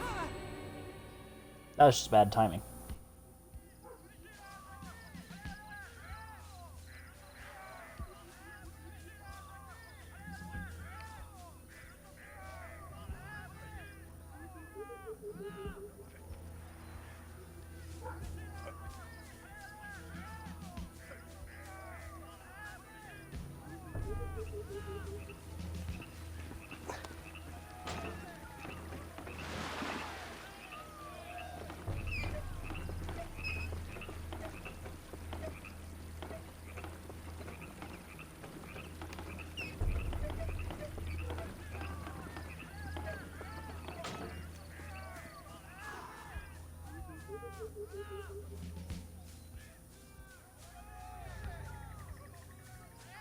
Schnell, Karl, schnell!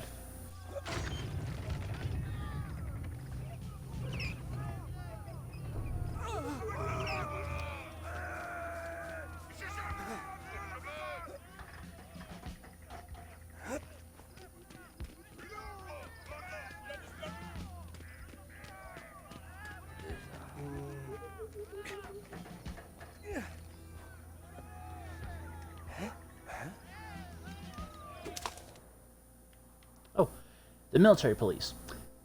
The military police were responsible for enforcing discipline among soldiers outside companies, including in civilian zones, and were responsible for arresting soldiers found without passes, caught plundering, or committing any other offense such as drunkenness or ill discipline. They also collected stragglers, guarded against spies, and controlled traffic and chased down deserters and mutineers. Managing the dead, whether in the trenches or in the hospitals, was a complicated task. Many bodies disappeared on the battlefield, and makeshift cemeteries were dug in close proximity to the front line. To identify corpses, as well as their paybooks, soldiers were issued with aluminum identification discs, or dog tags. Initially, one tag was issued, but this created its own identification issues. The tag would be removed from corpses for administration purposes, leaving bodies with no means of identification. So, from 1917, 2 discs were issued, one for admin, the other remaining on the corpse. Oh! That's why dog tags there's always 2 dog tags. So then one can be taken from the corpse, and then the other one can be taken from the dead soldier, and then the other one is... okay.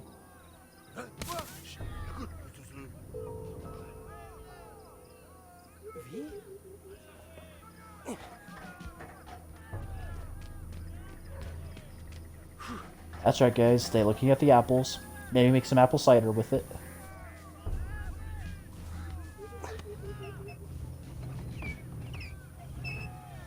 Come on.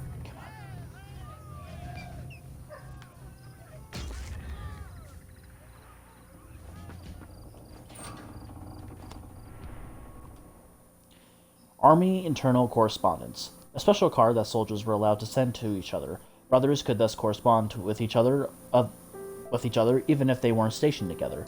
If one or several family members died, the demobilization was not just an option.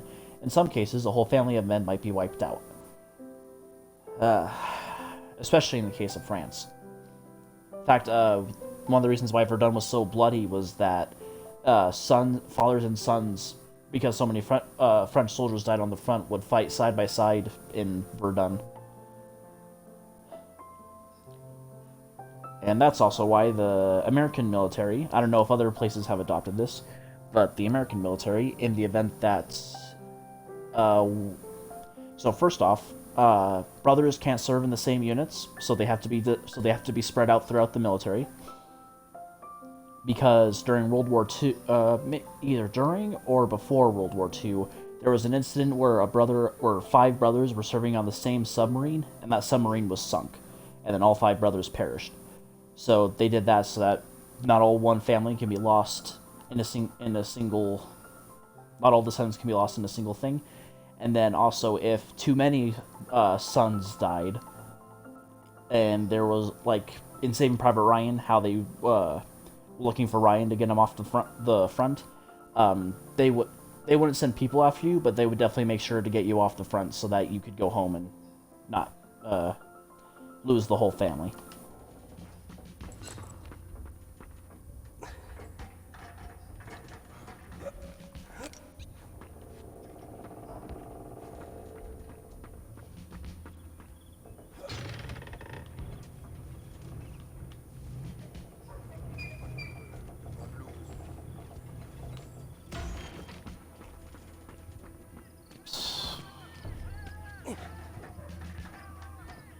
Oh, excuse me.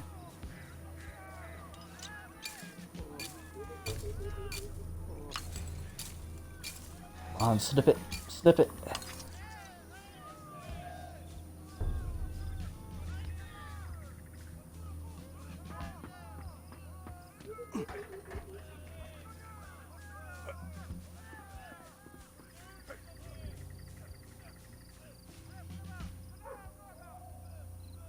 Shit.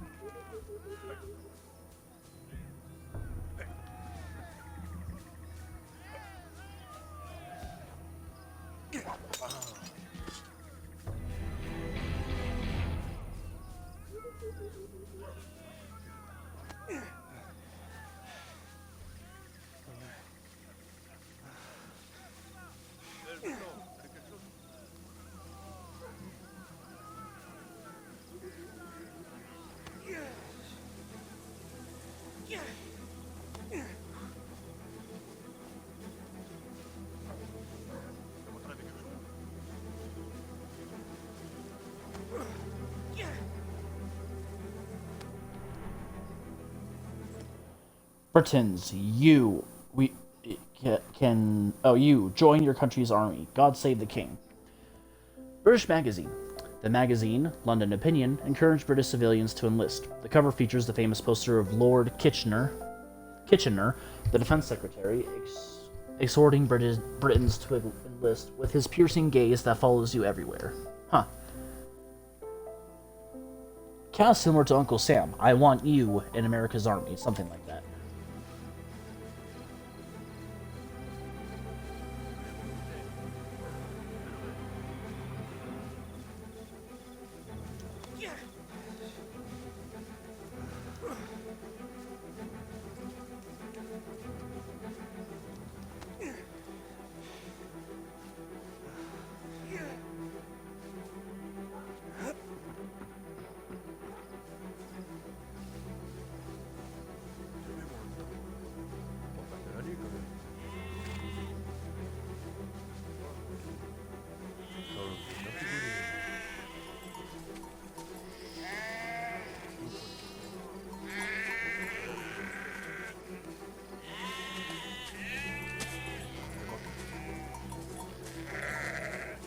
Prendiamo, capitano.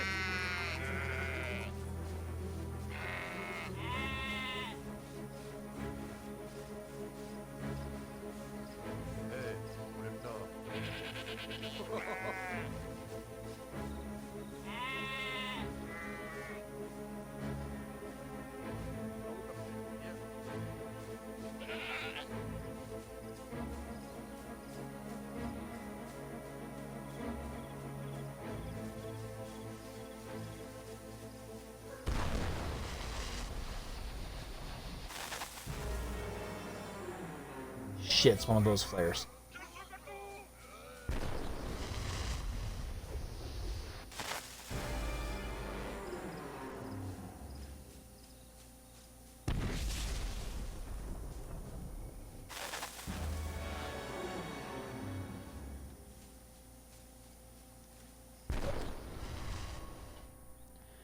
Braces. The soldiers must have accessory. At the time, braces were for the more popular alternative to belts, and provided support even for mud-caked loons. The guy who left this pair behind maybe had a solid belt for support. Those aren't braces, those are suspenders.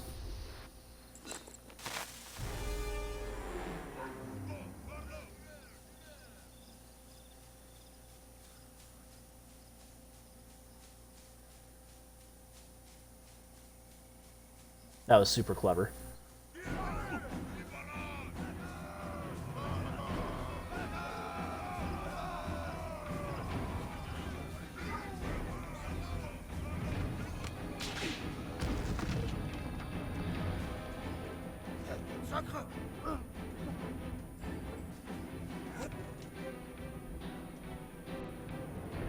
September 15th. Oh no! 1916. Shit! I'm sorry, I didn't mean to skip that. The bloody Battle of the Somme still raged on. Yep. 206,000 British soldiers would lose their lives there. And it would be the first time tanks would be entered on the field. A major progress in a conflict that was literally stuck in the mud. But Baron von Dorf was also counting on this battle. That doesn't make any sense. The A7V wasn't invented until 1918. Hold on, I need to look this up.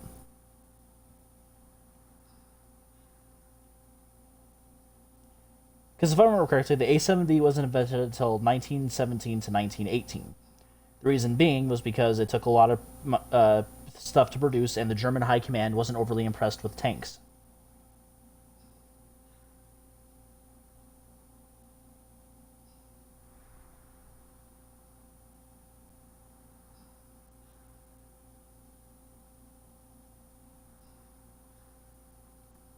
Yeah, 1918. Fleurs, France.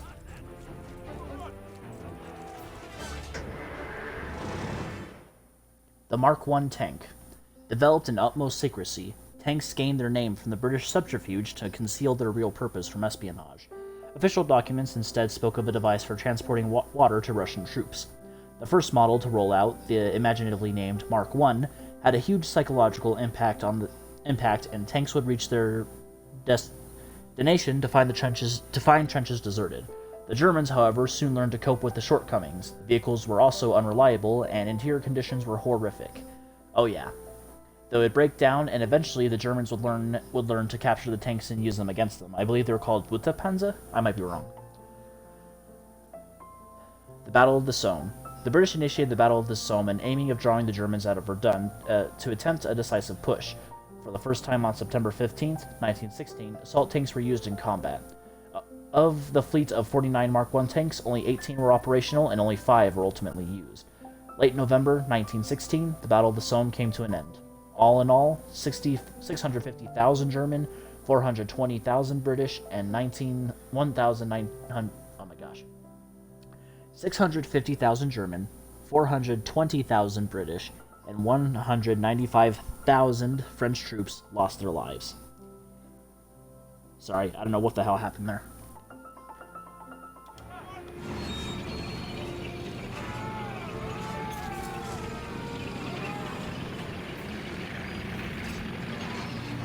I don't think that one could.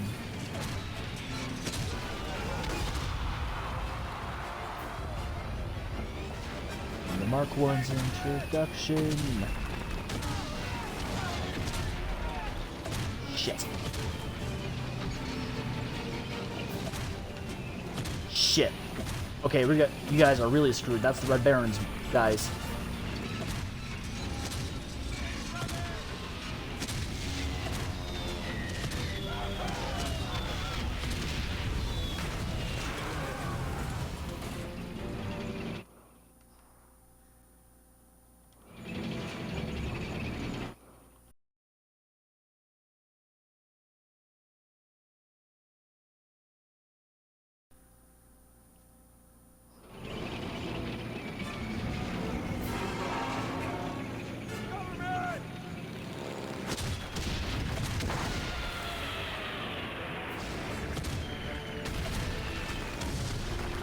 Here's a fun fact. During the Battle of the Somme, the Mark I tanks that were operational had to have these wheels in the back of the tank to keep it from from tipping over when they were going over hills.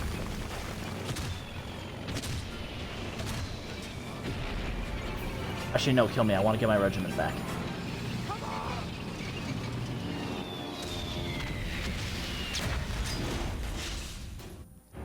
There we go. I'm not getting them back. Shit. Get down!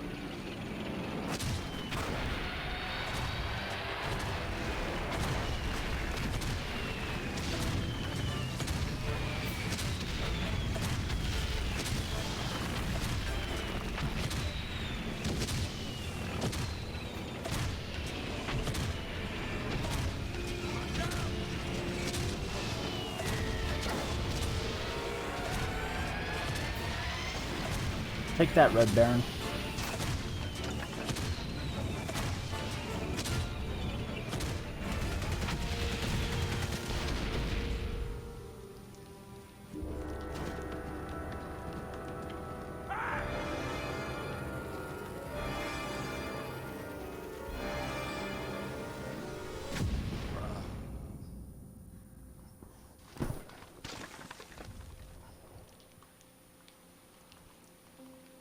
Telegram from New Zealand. It's a boy. Stop. Brian. Stop. Mother and son. Okay. Stop. Miss you. Stop. That's how they sent telegrams. What are Anzac? Wait, what's an Anzac doing here in the Western Front? Anzacs would have been fighting in,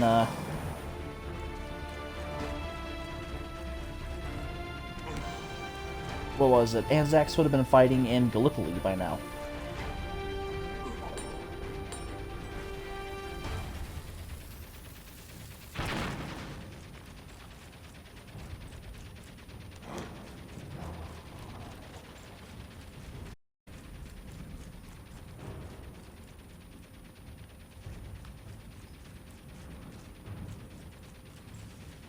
Actually, I think Gallipoli was earlier, wasn't it?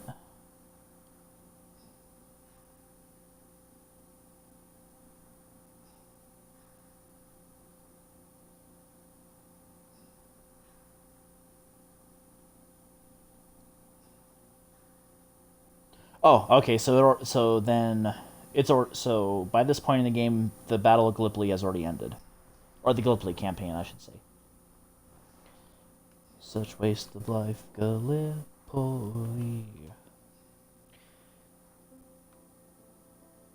May 14th, 1916. What happened in that POW camp? Why did they shoot Carl? I hate this godforsaken war. How can I tell Marie that Victor will never see his daddy again? I found my father at last, and thank you, Freddy, for pulling him out of this hell. I daren't talk to Emil anymore. Carl's death has crushed him.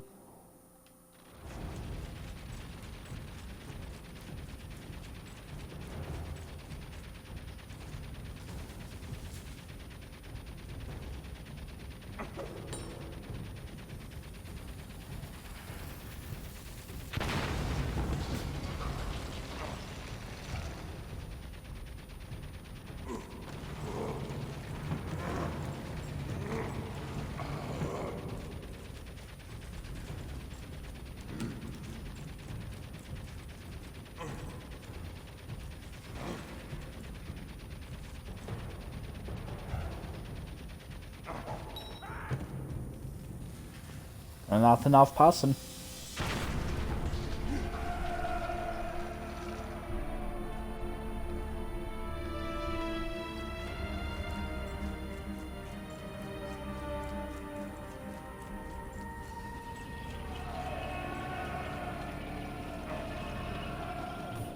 Excuse me. Whew. New tank? Tanks away!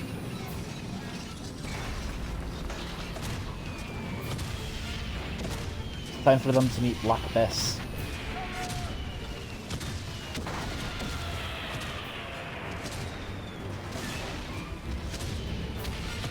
Oh shit, that was a field cannon.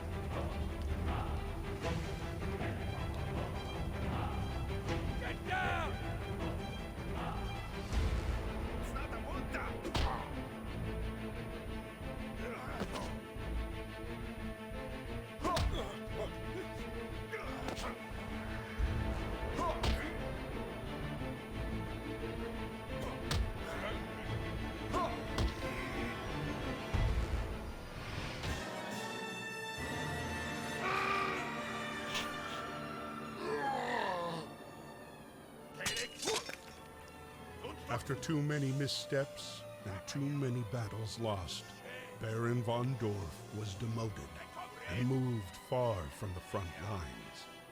For him, a fate worse than death. Kind of like when Hitler would send troops who underperformed January to the Eastern Front. 1917. Emil, still bedridden, beseeched Anna to Battle of travel Verdun to is now Saint-Mihiel over. to find his daughter and share the sad news of Karl's death. Anna set off immediately.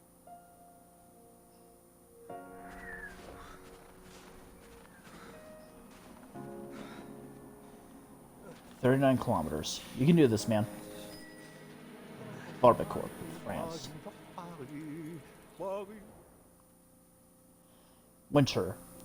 Winter was harsh for the soldiers in the trenches. The troops suffered from the perpetual cold and damp, with temperatures often below zero on the Western Front. Many ended up in the infirmary with frostbite, which would ultimately lead to amputation. It was important to try to keep the feet dry. Trench foot.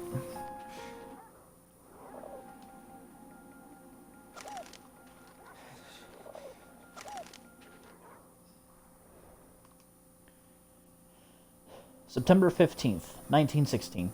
I've been trudging through the countryside for 4 months now. I'm so hungry, but I can't approach villages. I did try, but they recognized my accent. I nearly got myself arrested. I must be careful.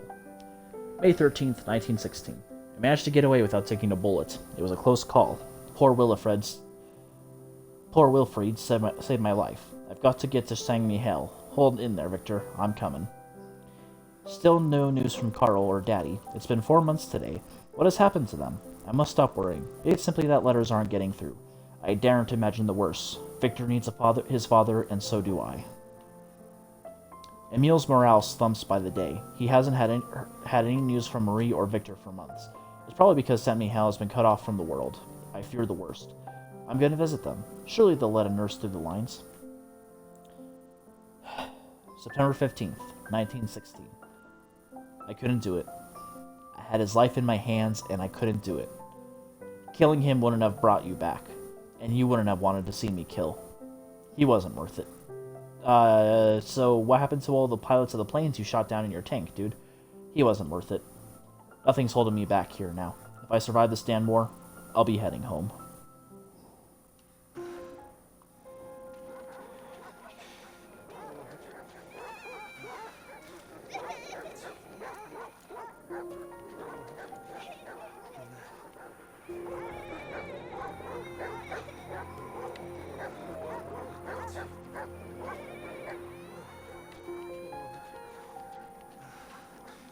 How am I gonna save her?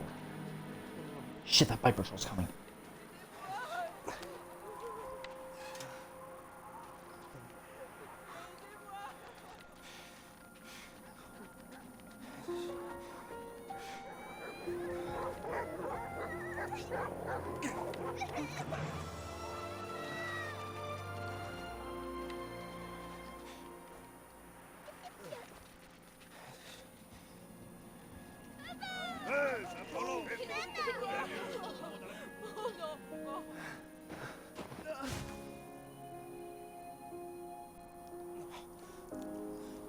Help mir, bitte. Merci beaucoup. Merci beaucoup. Allez. You good dog, man. Non, merci.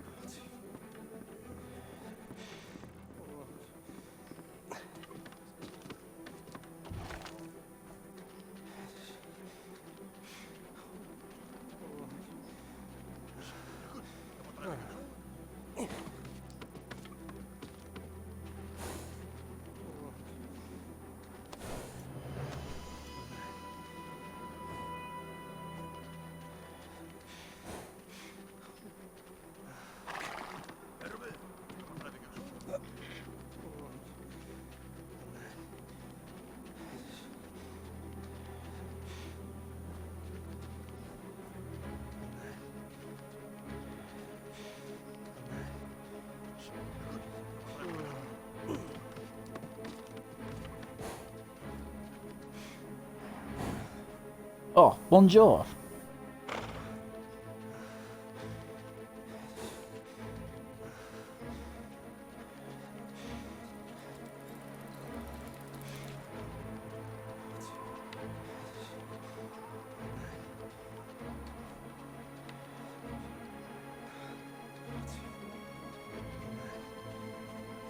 Exhausted, starving.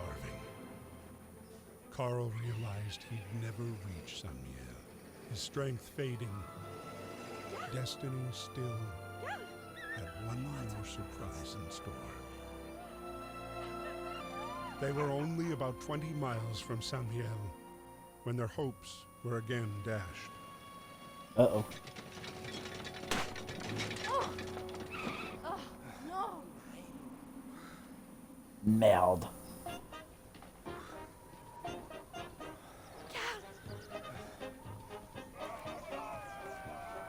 Rappelez-y, ici. Officers or soldiers only.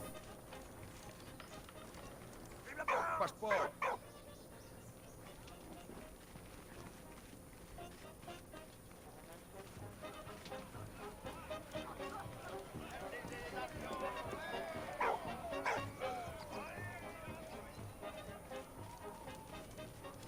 Hey, calme-toi.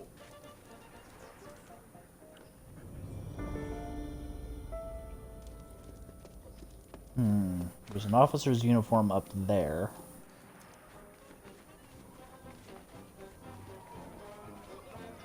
An infantryman's uniform over here.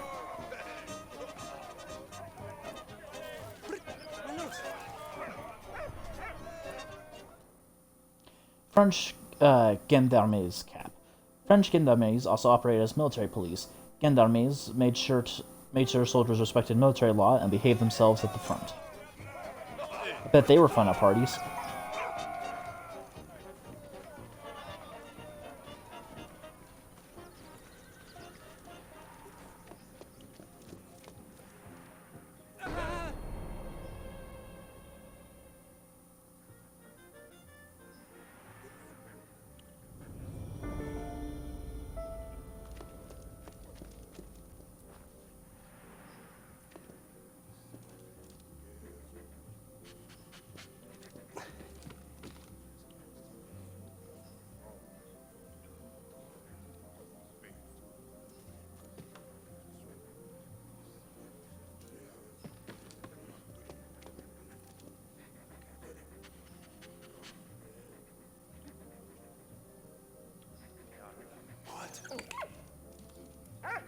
Hey, gros bouger!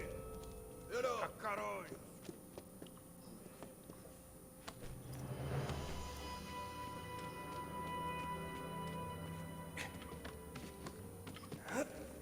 Bonjour. Sack of bran. Wheat was rare, so cereals were used to make flour for bread. Wheat bran is darker and composed mainly of fiber, but also crammed with vitamins and minerals.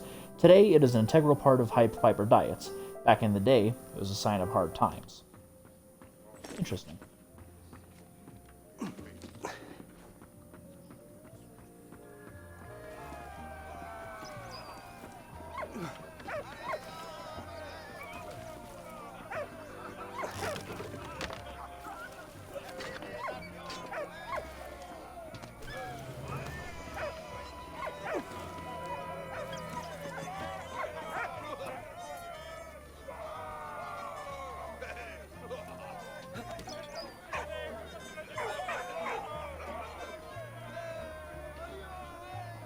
Eh, dis donc, envole ton pinard! Eh, galingalet, rapporte-toi! Merci.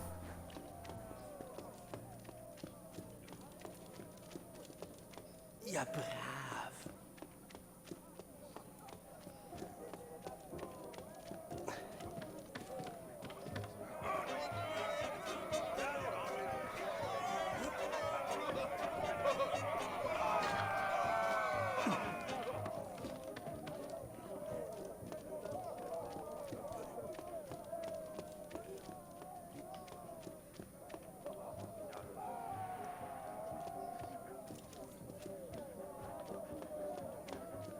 Attaquez!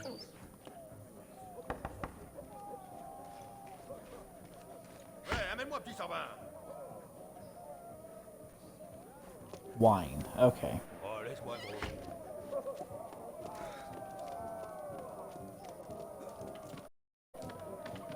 Oh yeah, these guys totally aren't going to be suspicious that a soldier just walked up here and then...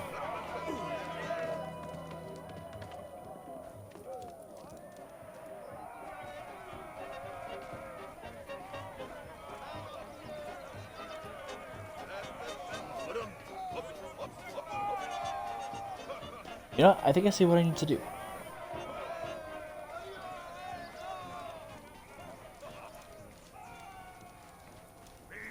Arrête-toi.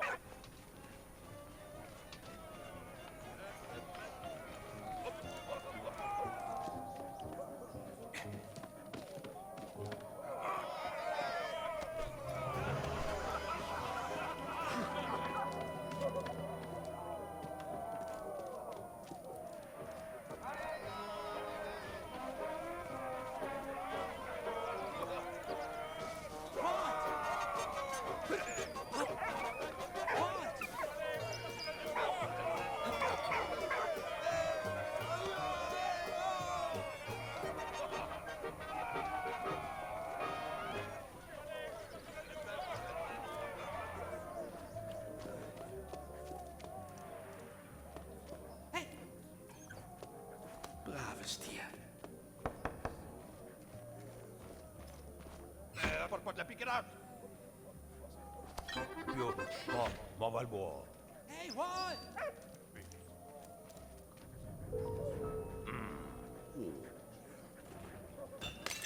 Hein? Voilà, dis donc. Voilà. Lâche-toi pour la dingue.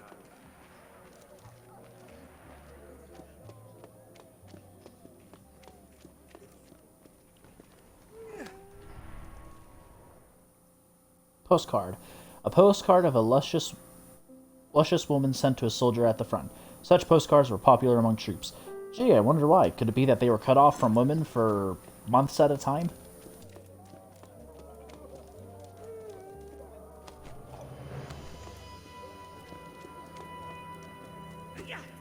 Guter Hund. Du bist ein guter.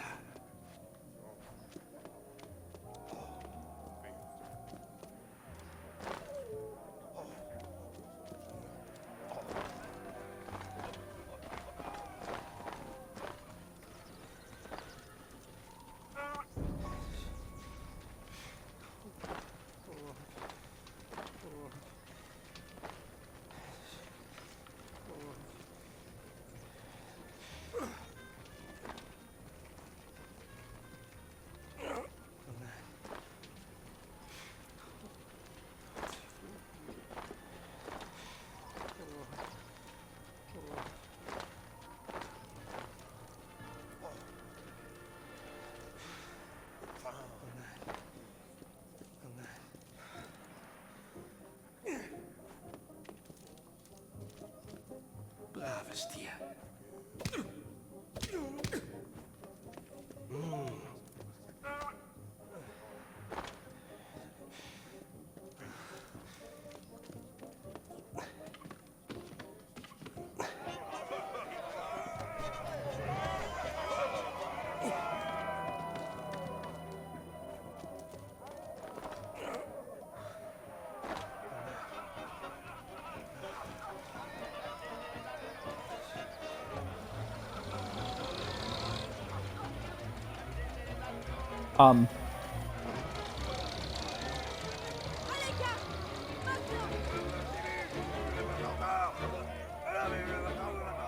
Adieu. Adieu and au revoir.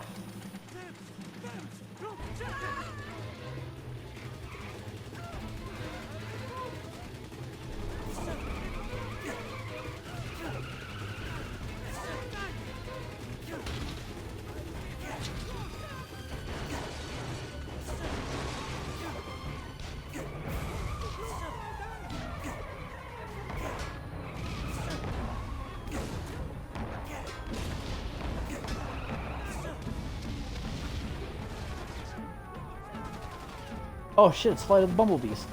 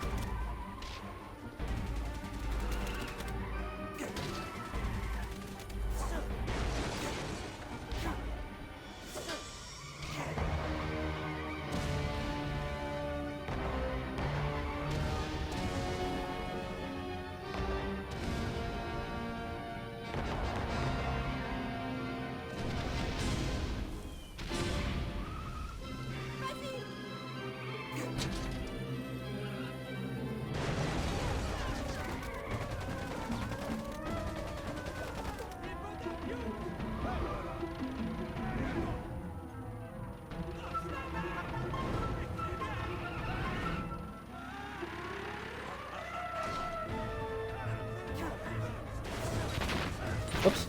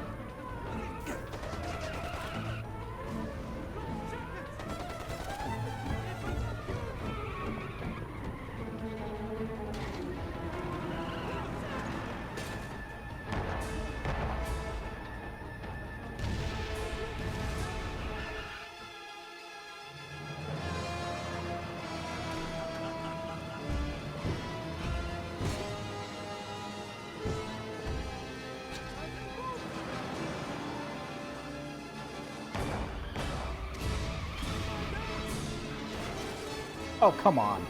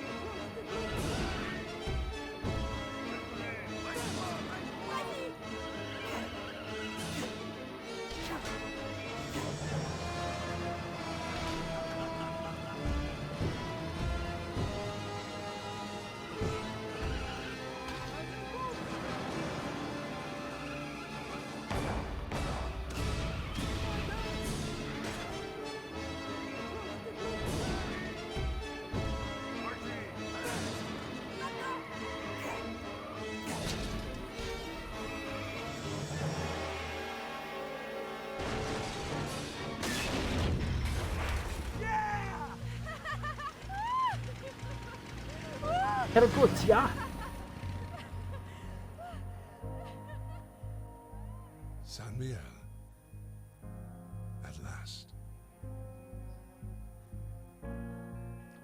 Valiant Hearts, the Great War.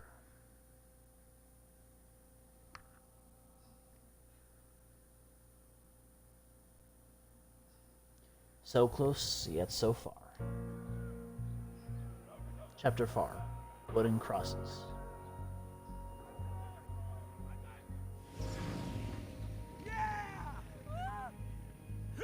Their euphoria was short-lived, intercepted by German troops who still held San Miguel. Karl and Anna were led to the officers' quarters for interrogation. Karl was sent back to fight for the Germans, while Anna Well, was shit. sent to the infirmary to care for soldiers. On April 8th, the French forces launched an assault on San Miguel, an opportunity that Karl Don't tell me that's would Bloody not let Tuesday. slip by.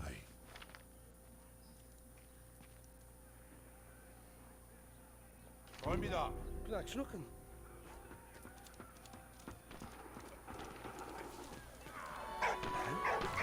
Wie?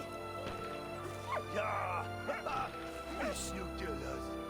No, Walt, you're my dog. Ja, komm. Ja. Was du wirst? Flux, flux. Frette. Hinterhand Mellet. So, why are the French the only ones with steel helmets?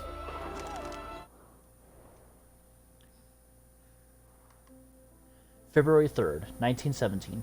Miracles do happen sometimes. Karl is alive! That was quite a smart escape. Dressing the dead guy in his clothes actually worked. We have crossed the lines, and we were so close to our goal. I hope they'll let me out of the infirmary. I'm gonna try and find Marie's farm. Karl's being held at the barracks. They suspect he's a traitor.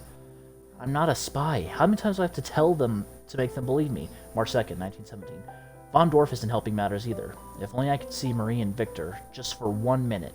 I have to know they are safe. But seeing them means getting out of here first. January 18th, 1917. I was going to give myself up this morning, but then I saw Anna, and she saved my life again. Now we're driving to Saint Mihiel. My poor feet will never forgive me. I don't know how we'll cross the front line, but I know these hills. We'll find a way. Saint Mihiel occupied. Occupied by the Germans from September 1914 as a salient on the front, Saint Mihiel was a key strategic position.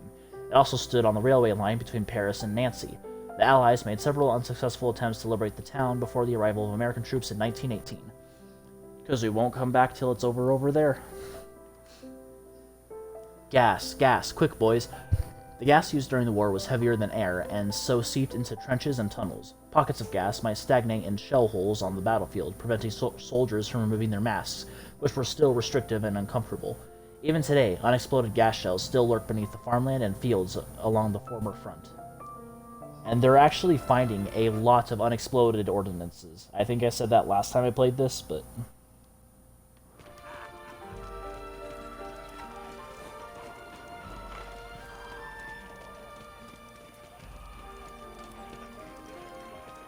Hinterhand Mellet. Ja.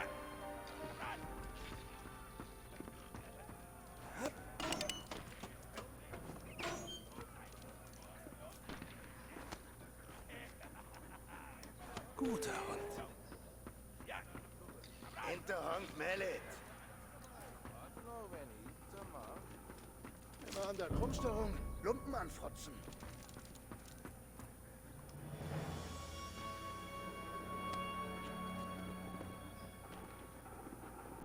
Gut gemacht.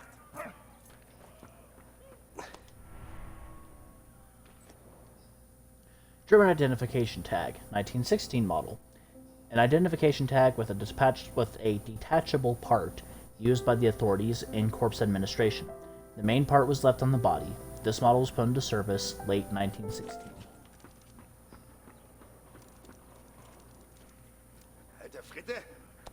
Hey, merk was ran. Heb runter nur. I need my rucksack and my helmet. Pickelhaube. Again, it's so weird. Why are the Germans not showing having their Stahlhelm? Because by this point, steel helmets were very widely used.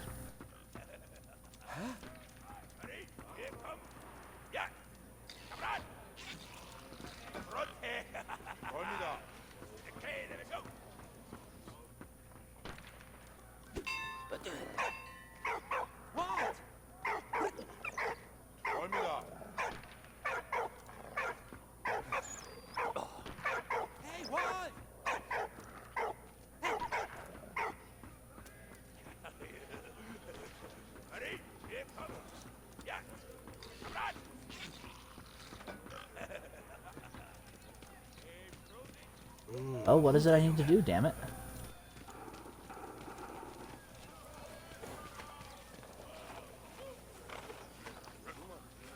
Am I disconnected from chat? Doesn't look like it.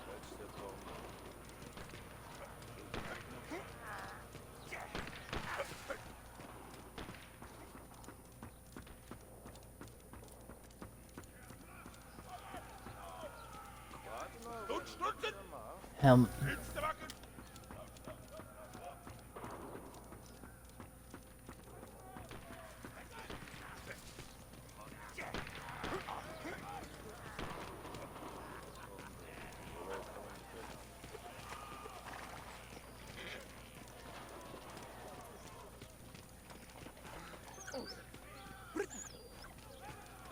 Nu is het goed. Hey, Prosit! Zo zijn! Sorry, weer kom! Ja! Hey,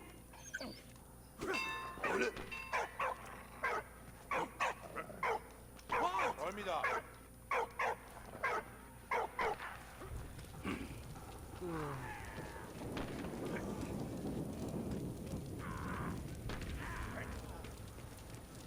okay, so I need to get the flag. What now?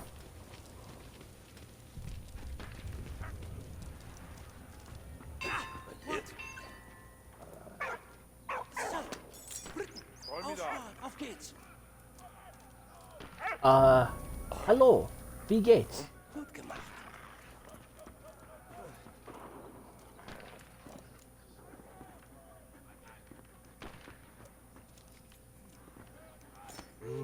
Gut, Hunde. Hey, Prosit! Zo zijn! Okie, okie.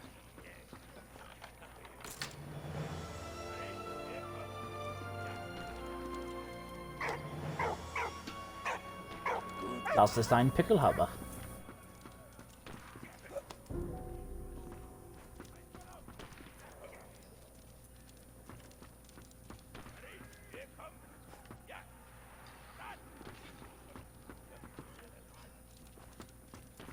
Prosit!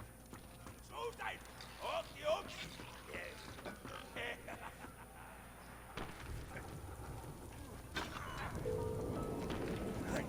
Gott mit uns. God is with us. Isn't that the Austro-Hungarian symbol, though? Not the German symbol?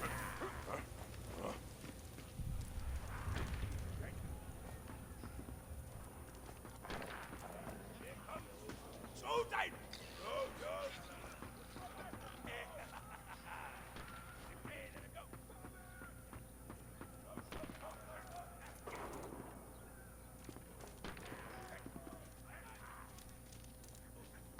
Eighteen.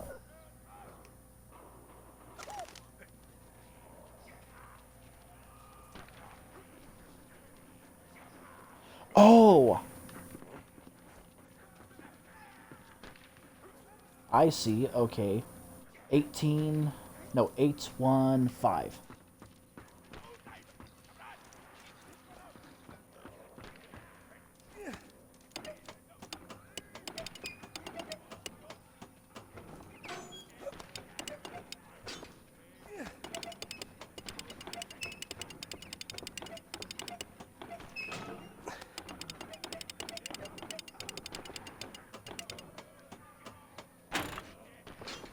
Oh, I see, okay.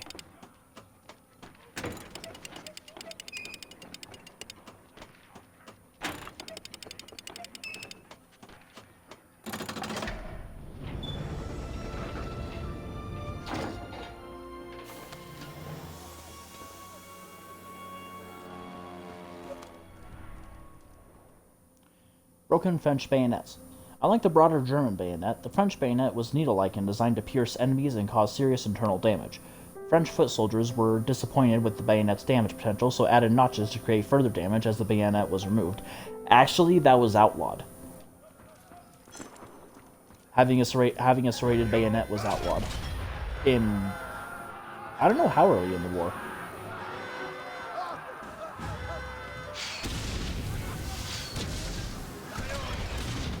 Scheiße.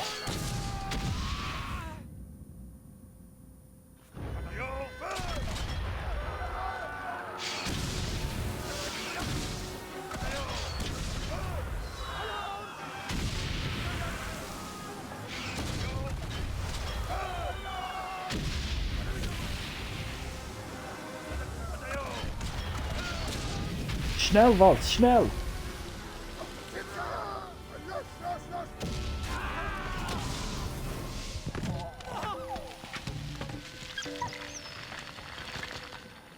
I'm sorry, little buddy. What? Hey, what?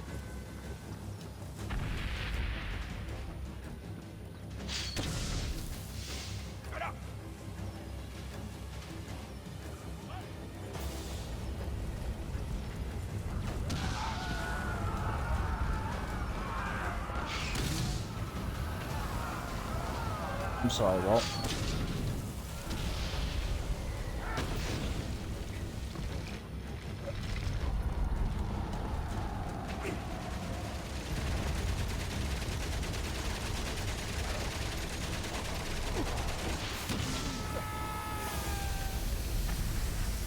Not that way.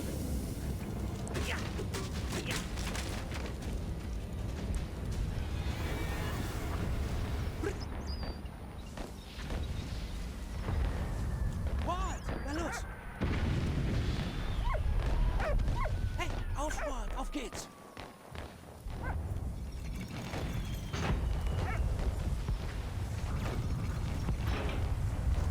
Na geh, Walt!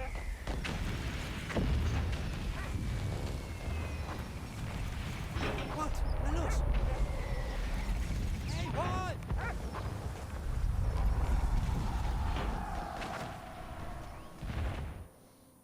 Hip flask. A hip flask could be secured neatly into a trouser or jacket pocket, and generally contained a wee dram of the strong stuff to give soldiers a hearty nip before strolling into danger, or after pulling through a tight spot.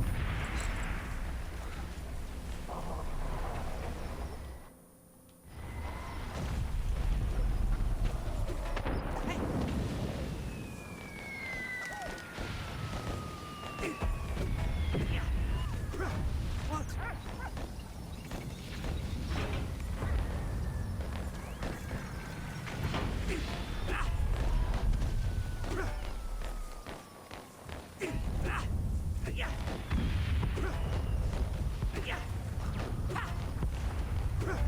What?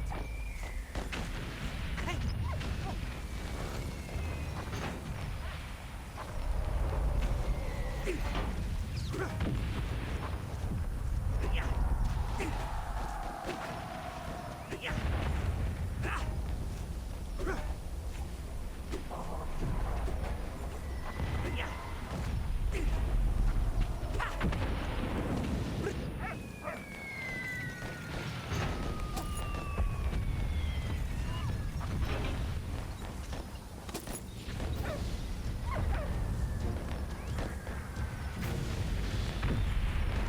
Ja, brav! Ah.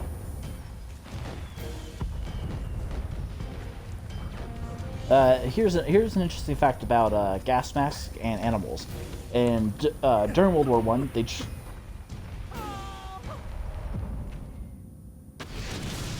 during World War One, they would put gas masks on horses, but because a problem that arose is that the horses thought they were feed bags and not gas masks, so the horses would wind up eating through the filters and then succumbing to the gas when gas attacks happened.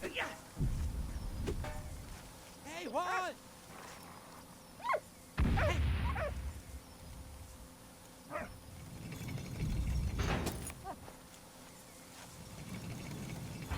Brito, come here.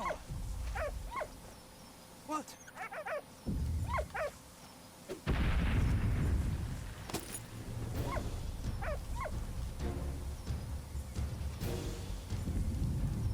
Guter Hund. What the hell?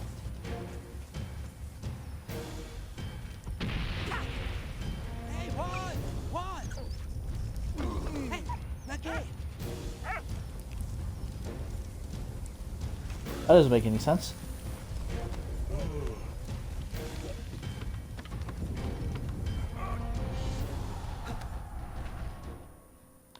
Heavy German helmet. This helmet was introduced to replace the pointed German helmet on the battlefield, to protect soldiers from shrapnel. It was much thicker than the French model and offered better protection. Its rim even protected the ears. The price of such protection was that it was much heavier, 1.32 kilograms as opposed to 0.58 kilograms, the heaviest helmet ever to have been produced.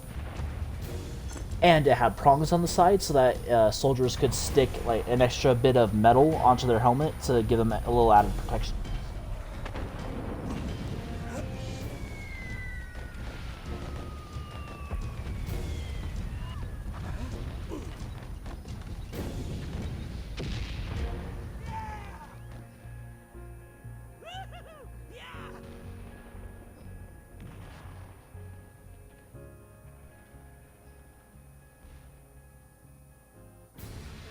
While Carl was about to finally make it back home, Freddy was joining the Canadian troops stationed at Vimy.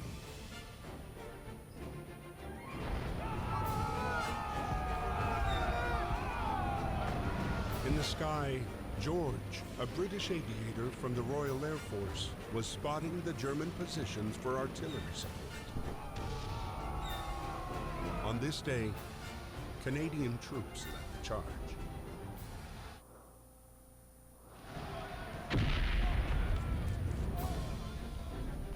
April 9th, 1917. Oh shit, so America's already in the fight. So now America's officially in the fight. Obviously, yes, I'm with the Canadian regiment.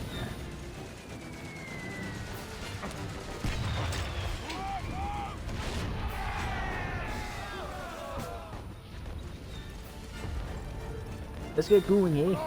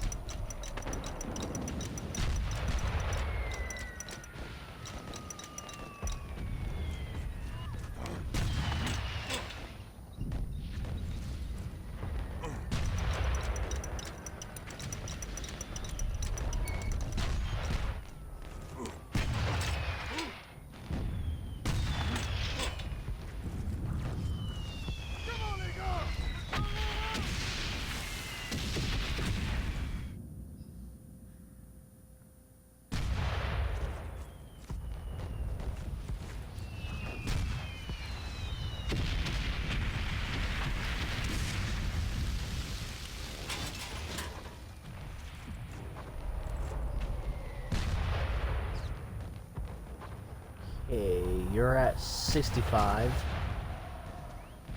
You're at 4.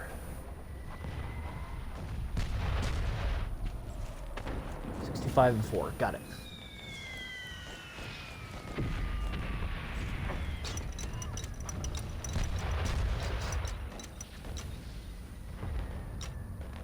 Five.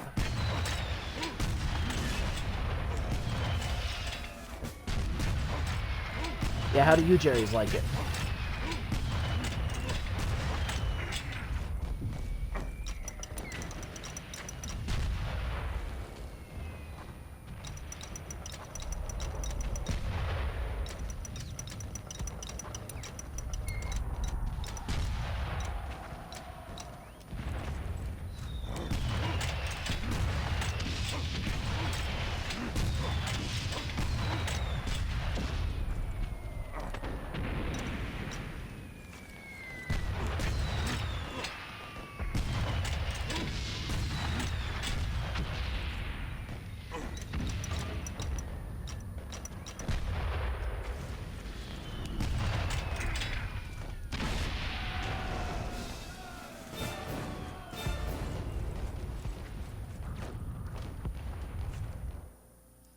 Vimy Ridge.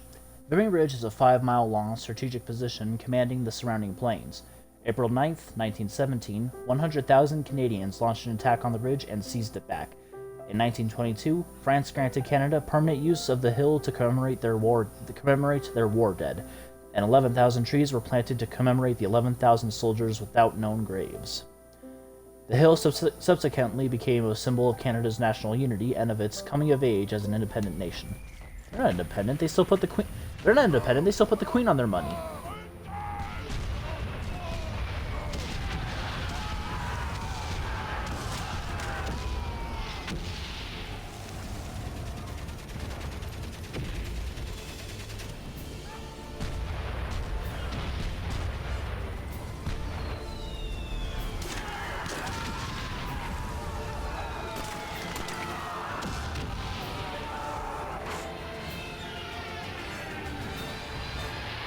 Don't stop running, boys.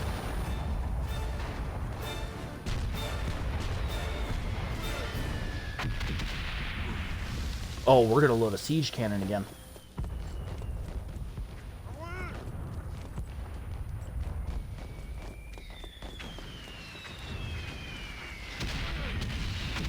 Technically, soldiers wouldn't have had facial hair in World War I. Or at least not beards like that. Because it would interfere with making a seal in the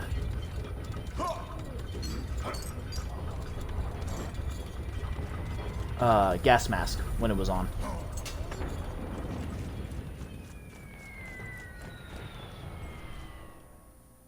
Canadian coins. Canadians already used cents and dollar pre-independence. In 1914, they were minted with the image of King George V. Canadians in France earned $1.1 per day, corresponding to the average daily wage of an office or factory worker.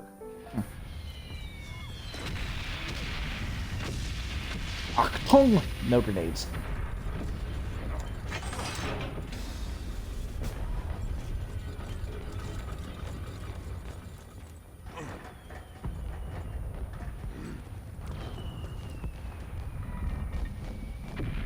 Okay, boys, hey, you! Northeast!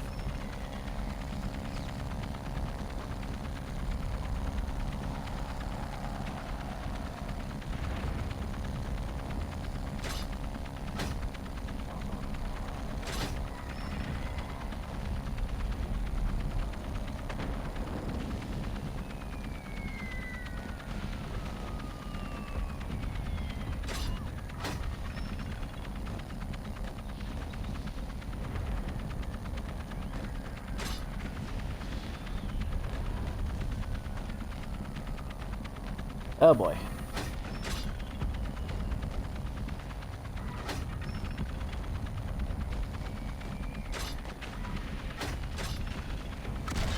Northwest! Southwest! West! East!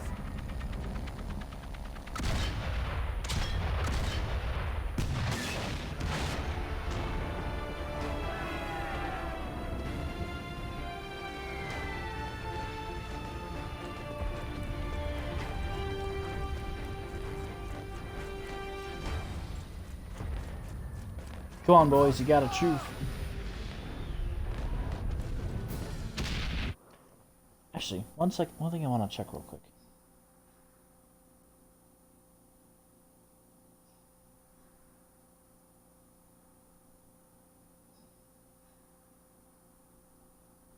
Oh, okay, so the Battle of Belleau Wood hasn't happened yet.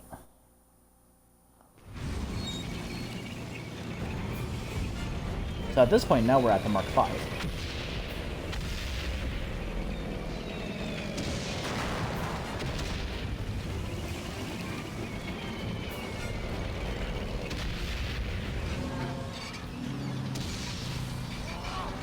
Oh shit!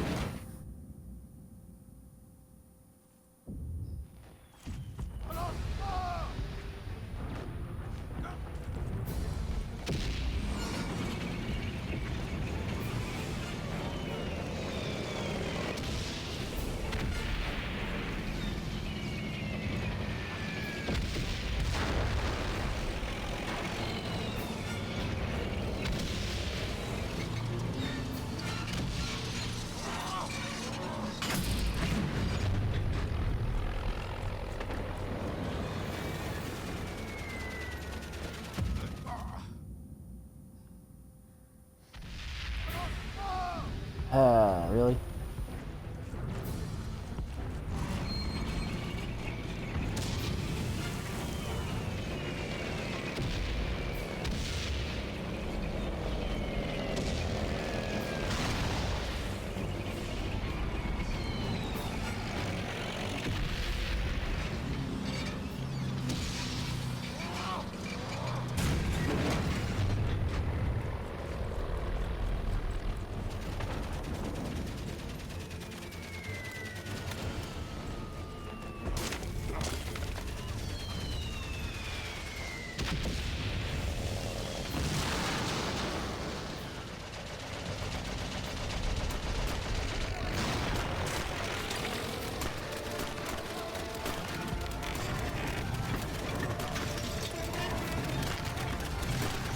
Stay in cover, boys.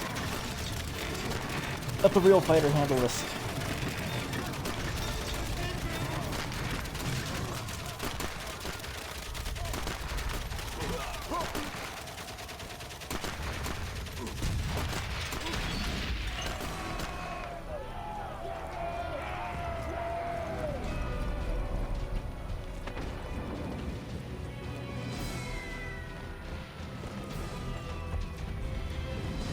Charge, O brave sons of Canada, and I don't mean that in a sarcastic way.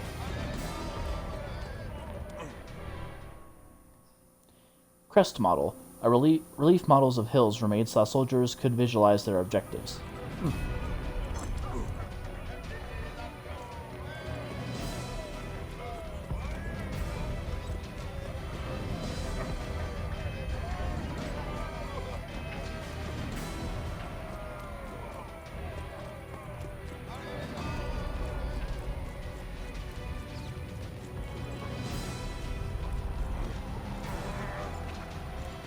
Alright, I'll help you boys with your version of Iwo Jima. After so many failures and sacrifices, the Canadians finally managed to take the hill back from the Germans. The United States' entry into the war grew more certain by the week. At this point, we were already in. The last letter from Freddie's younger brother confirmed his country's newfound eagerness to join the fight. It wasn't eagerness, it's because the Germans messed up a lot and because England severed our transatlantic cable. So that means we got whatever propaganda they wanted to give us. A few hundred yards of Emil's farm when the rumbling of the French air patrols began thundering through the April sky.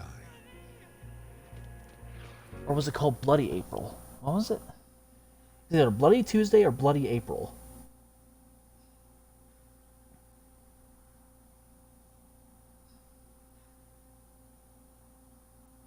Oh, yeah, okay, so it was Bloody April.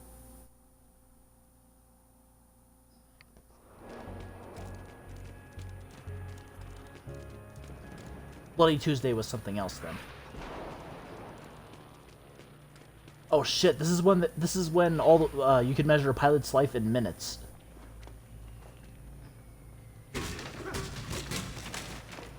Because so many pilots were getting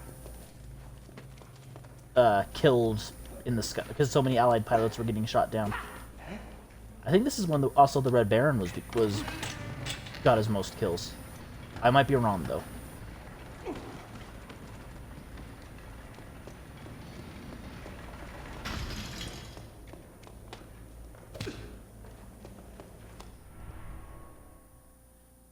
Ration ticket. Rationing was introduced into occupied zones, especially for bread, as there was not enough food to go around. Rationing enabled the authorities to regulate the distribution of and quantity of food available and prevent prices soaring. Wait, what? Prices soaring. That was worded weird. The rural world during the war. With most able-bodied men at the front, farm production still had to continue to feed the population. Women, the elderly, and children were set to work on farms. The requisitioning of horses made tilling the land even harder. Prisoners of war were also used to help the war effort.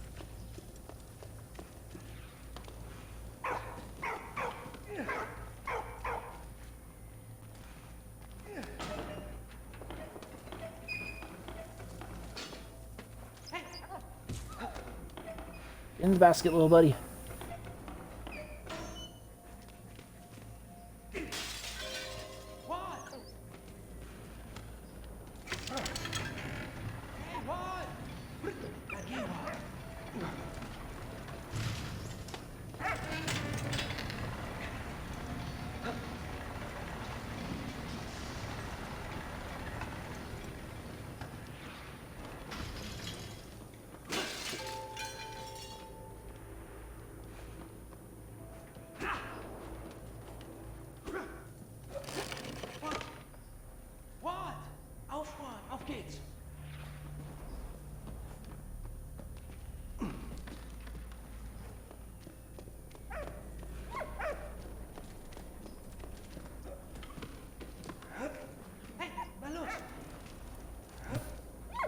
Get in there, little buddy.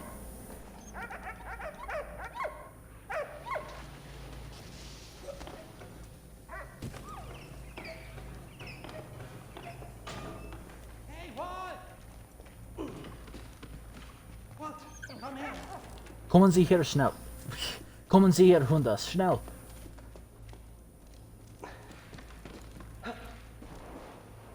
What? Hey, what? Hey, what?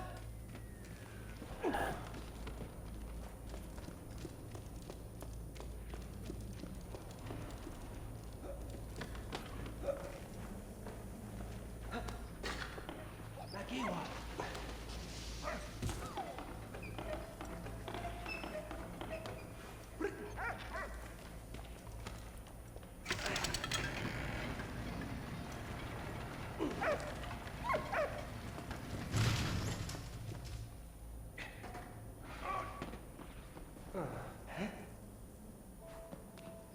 What? Na los. I see now. Okay.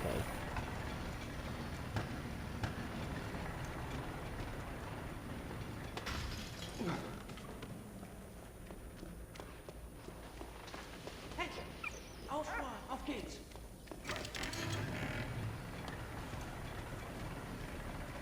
Appreciate the tips, Jeremy.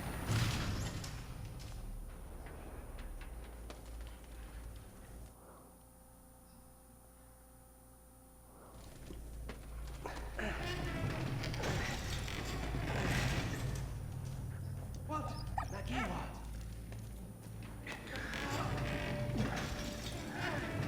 Okay, everything seems to be looking good.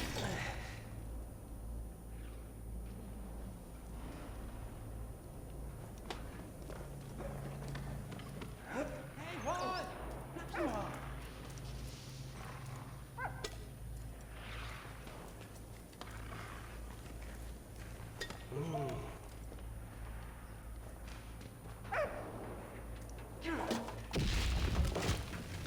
That works.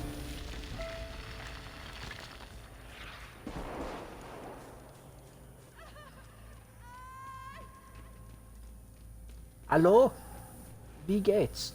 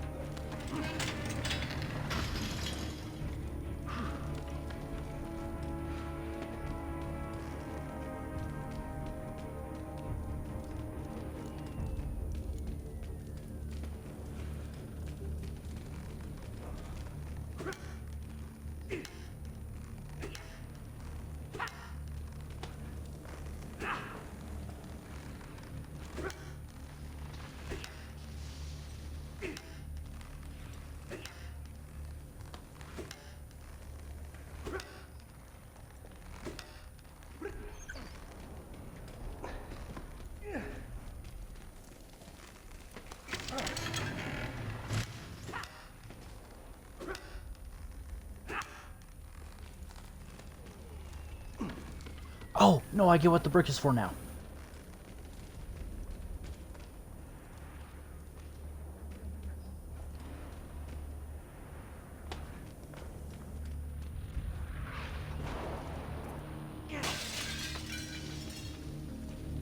What?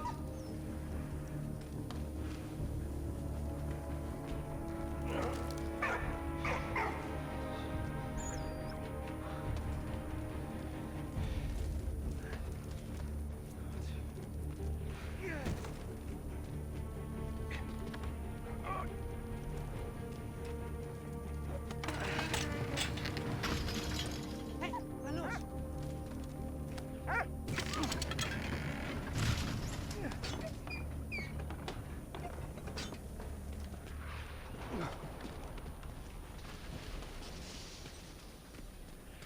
What?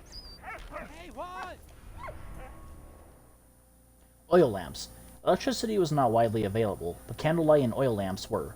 The glass windshield was lifted to light the wick, and the intensity of the light was adjusted by adjusting the wick's length. Hop, hop, Rod. Hey,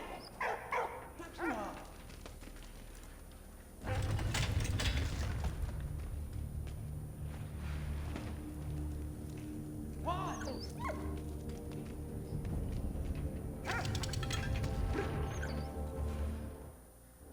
Hey, one.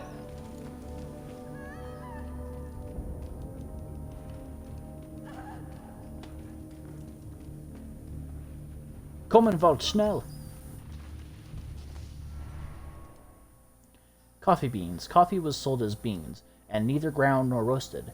General grocers would prepare the brew for their customers. Coffee was also home ground in Pergol coffee mills. One.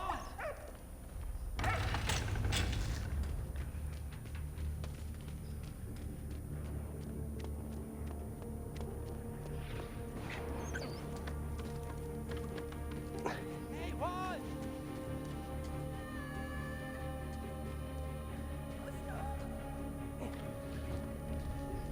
I'm coming, Mina Schuss.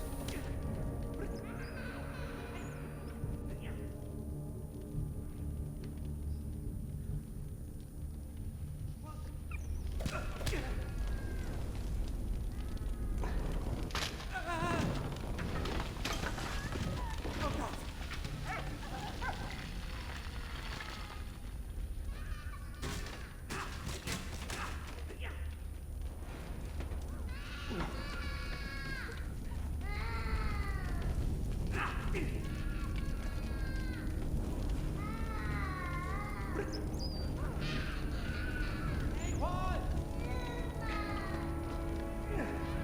One.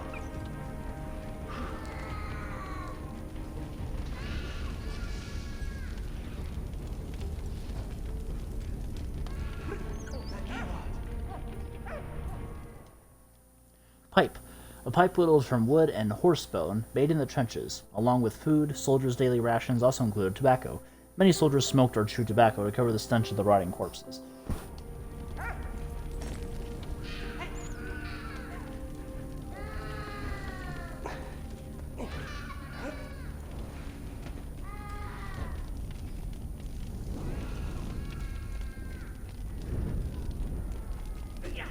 What? What am I missing? What? Hey, one. One. Hey.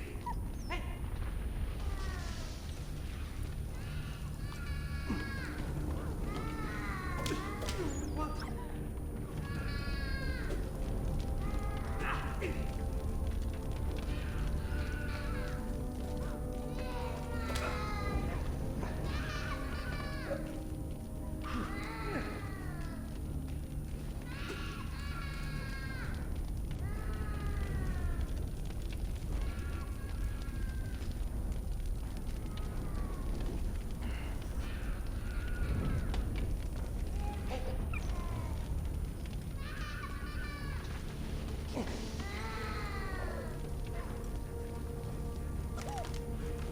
Thanks, Jeremy.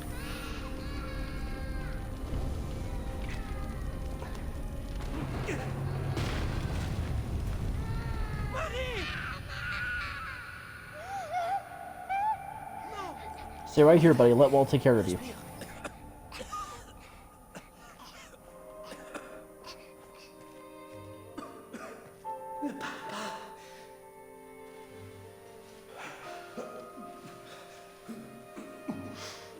Komm, Mina Schuss. Je suis là.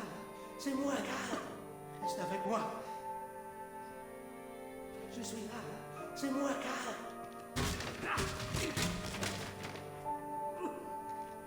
Reste avec moi.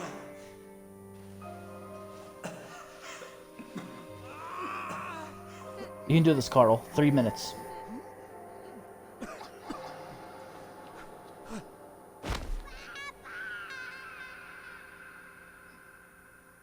Shit.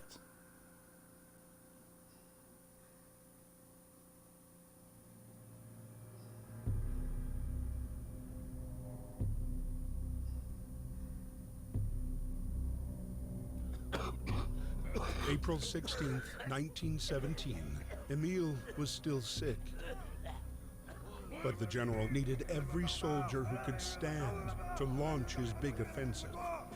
Once again, it was to be the battle that would bring an end to the war.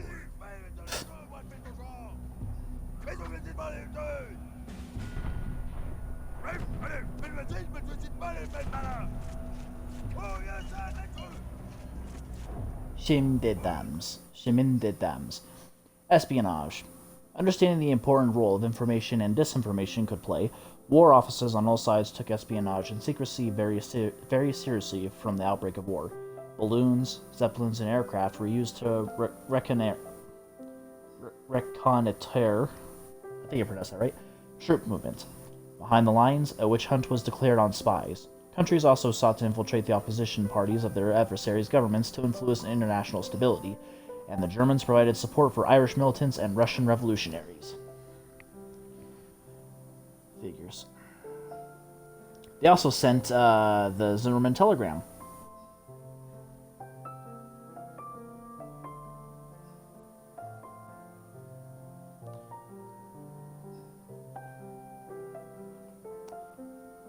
The Chemin des Dames offensive. Crowned with a success at Verdun, General Nivelle planned a large general offensive in spring 1917, focusing on the Aisne front Chemin des Dames. The Germans had already held an overlaying position on Allied lines for 2 years and had installed heavy fortifications and an ingenious underground network. Launched on April 16, 1917, stalemate soon set in, and 200,000 men lost their lives in a matter of days. Mutinies broke out in a number of Allied units. The failure of the offensive became a symbol of the violence of trench warfare.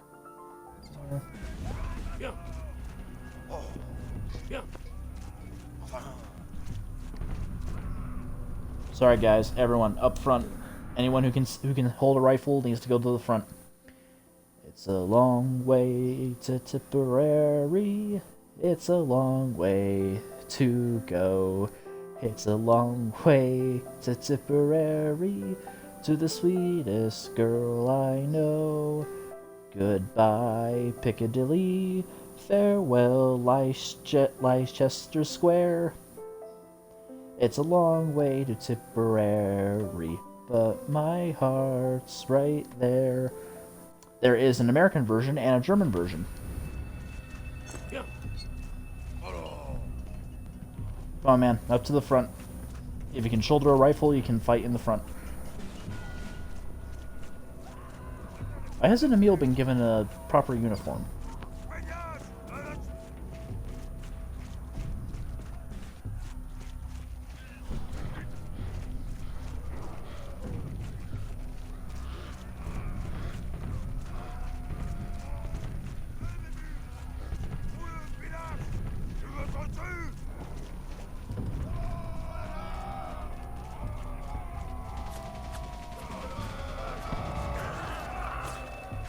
Charge!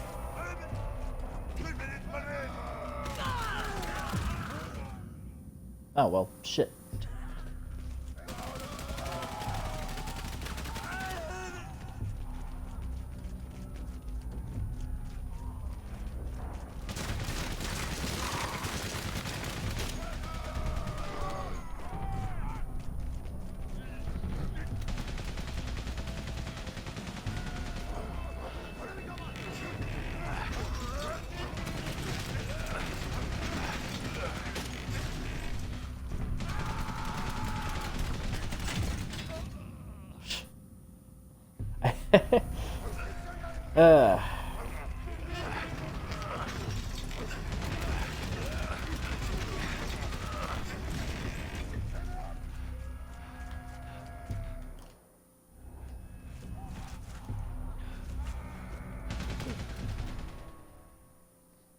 Letter from a Russian officer.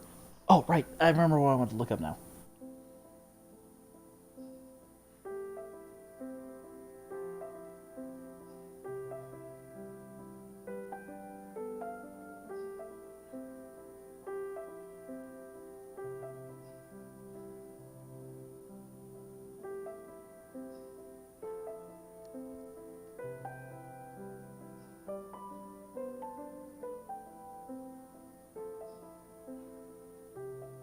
Oh, okay, so we're still a ways from the Russian Revolution, in which the bastards left us high and dry, thus eliminating the two fronts. Anyway, Caron, April 8th, 1917. My dear wife Elena Konstantinovna, I am alive and well by grace of God. We're still fighting, but this is nothing like I imagined. The mud is everywhere, and the battles are draining. My men are exhausted, and I'm having trouble to get them to fight. They have heard about what's happening and want to go back home. How are you? Are you safe? Your loving husband, Nikolai Alexeyevich. Was an accent necessary? Probably not.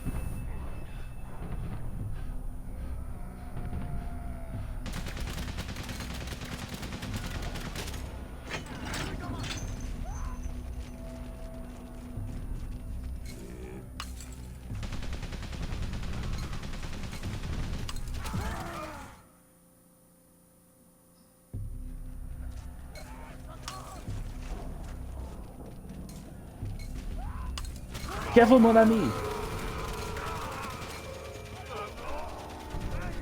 Merde.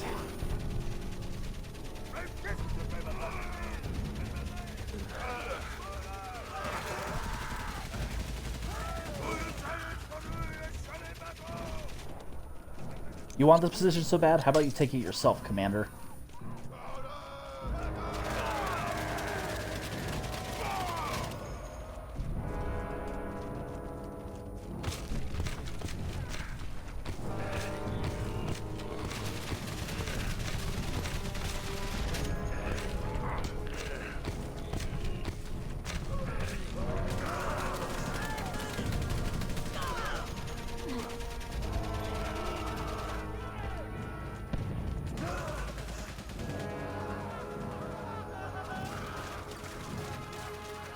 Keep moving. Keep moving.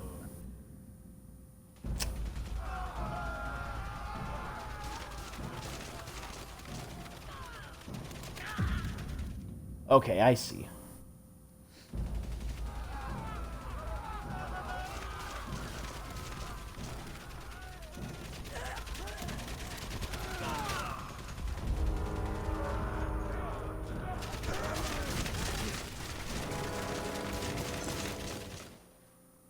Russian identification tag. Why am I getting Russian identifications? Why am I getting Russian stuff on the Western Front? The Russian dog tag was hexagonal and supplied to soldiers by their host battalion. Russians on the Western Front were issued a wooden cartridge for storing personal identification papers, but the cartridge was generally used to keep matches dry. Since when did Russians serve on the Western Front? They were busy thinking bayonets were better than bullets, charging at machine guns and fucking, what was it? Tannenberg.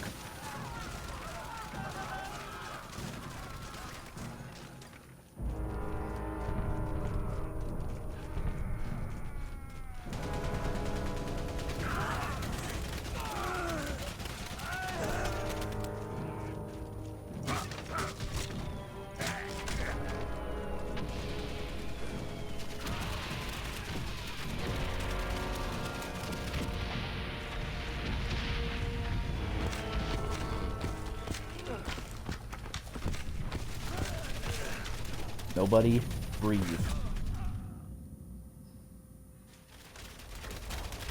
It's kind of hard to control them when digging.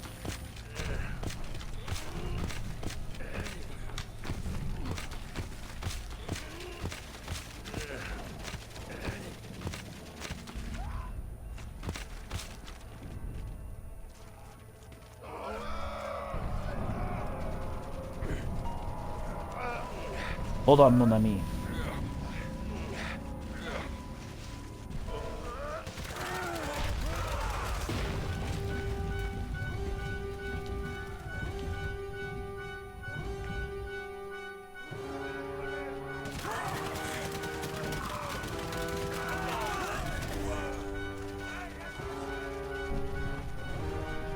I hate to say it, but shit. I hate to say it, but use the piles of dead as cover.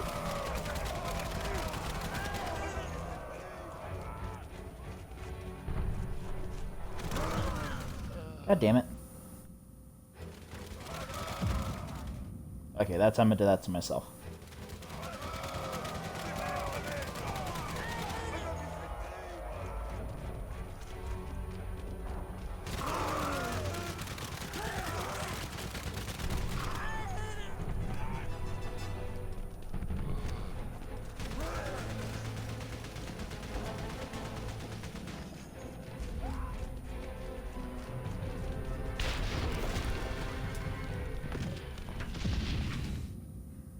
Oh, I don't know if I ever brought this up, but in World War One, if you had glasses, you wouldn't be allowed to serve in the front. Are you kidding me? Because the glasses would, again, interfere with making a good seal on the gas masks. Soldier's ring. Aluminum ring handmade by a soldier. Soldiers often made rings out of recycled metal to send back home to their sweethearts.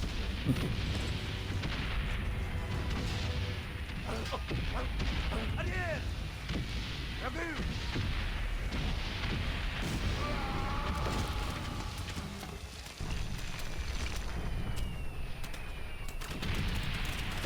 Merde.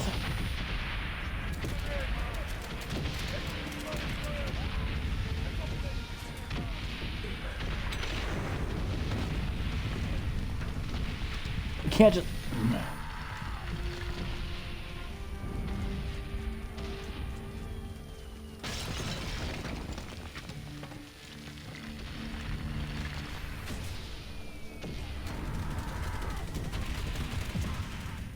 Okay, I did that to myself again.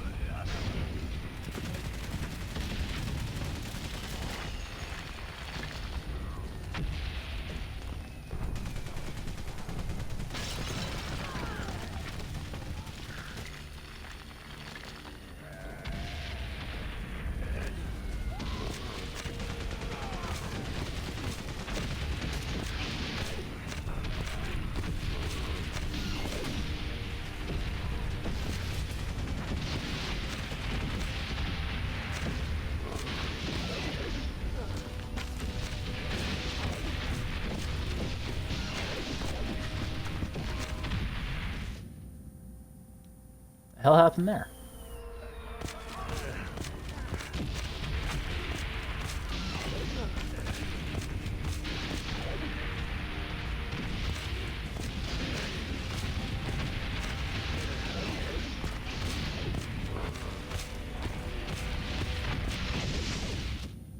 Come on!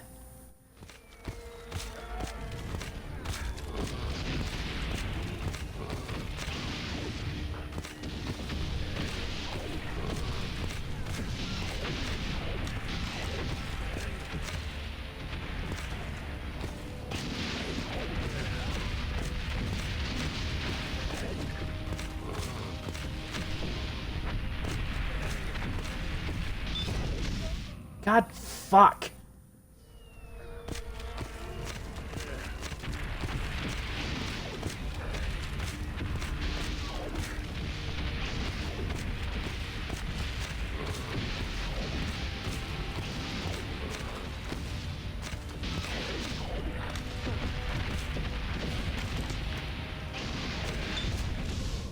I had to do that. I put myself down there.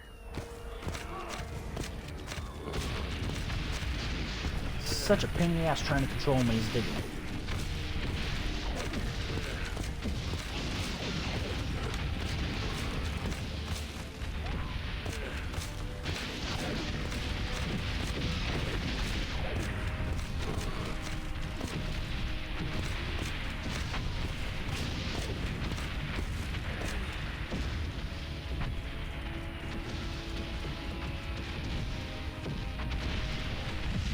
God, if I have to dig through that shit again.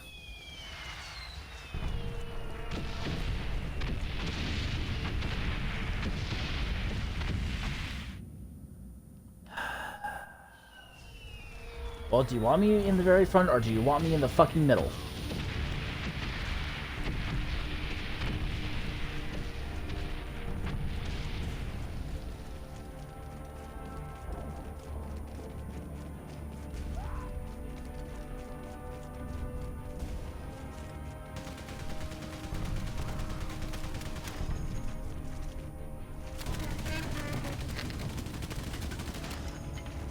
No, but dude.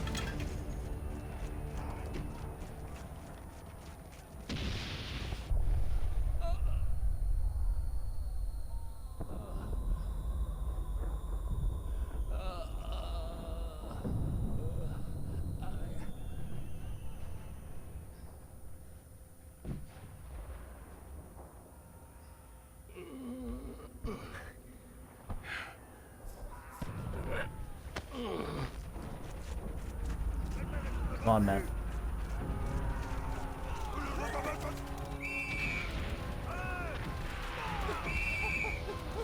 Stop, you're gonna hit the machine guns!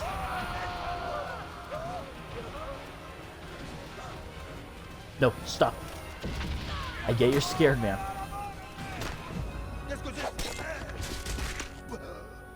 Fuck you. Blow was fatal.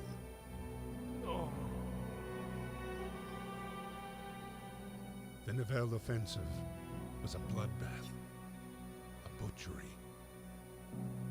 Soon, mutiny spread throughout the French infantry divisions, and the offensive was abandoned. Emile was jailed with the other rebels, waiting to be court-martialed.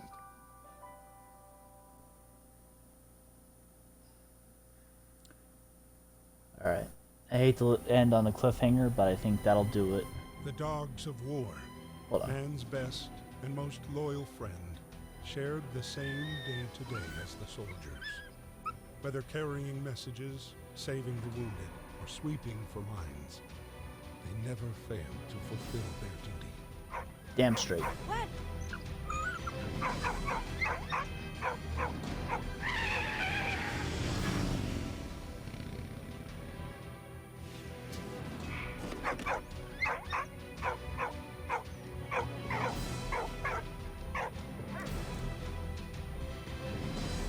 Alright. I hate to leave it on a bit of a cliffhanger, but I'm gonna do it anyway. Anyway, if you watched this while it was live, I appreciate you stopping on by. If you're watching this after the fact as any kind of archive footage, I also appreciate it.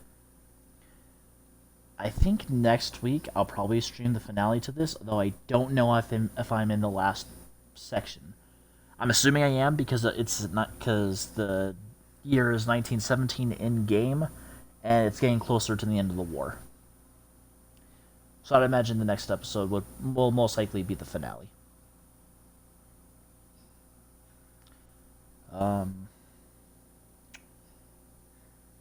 Oh, next week starts the Halloween streams, starting off with, I believe it was Doom 3. I don't have anything else to say, so with that, as how I end all my streams, as always, I hope you enjoyed.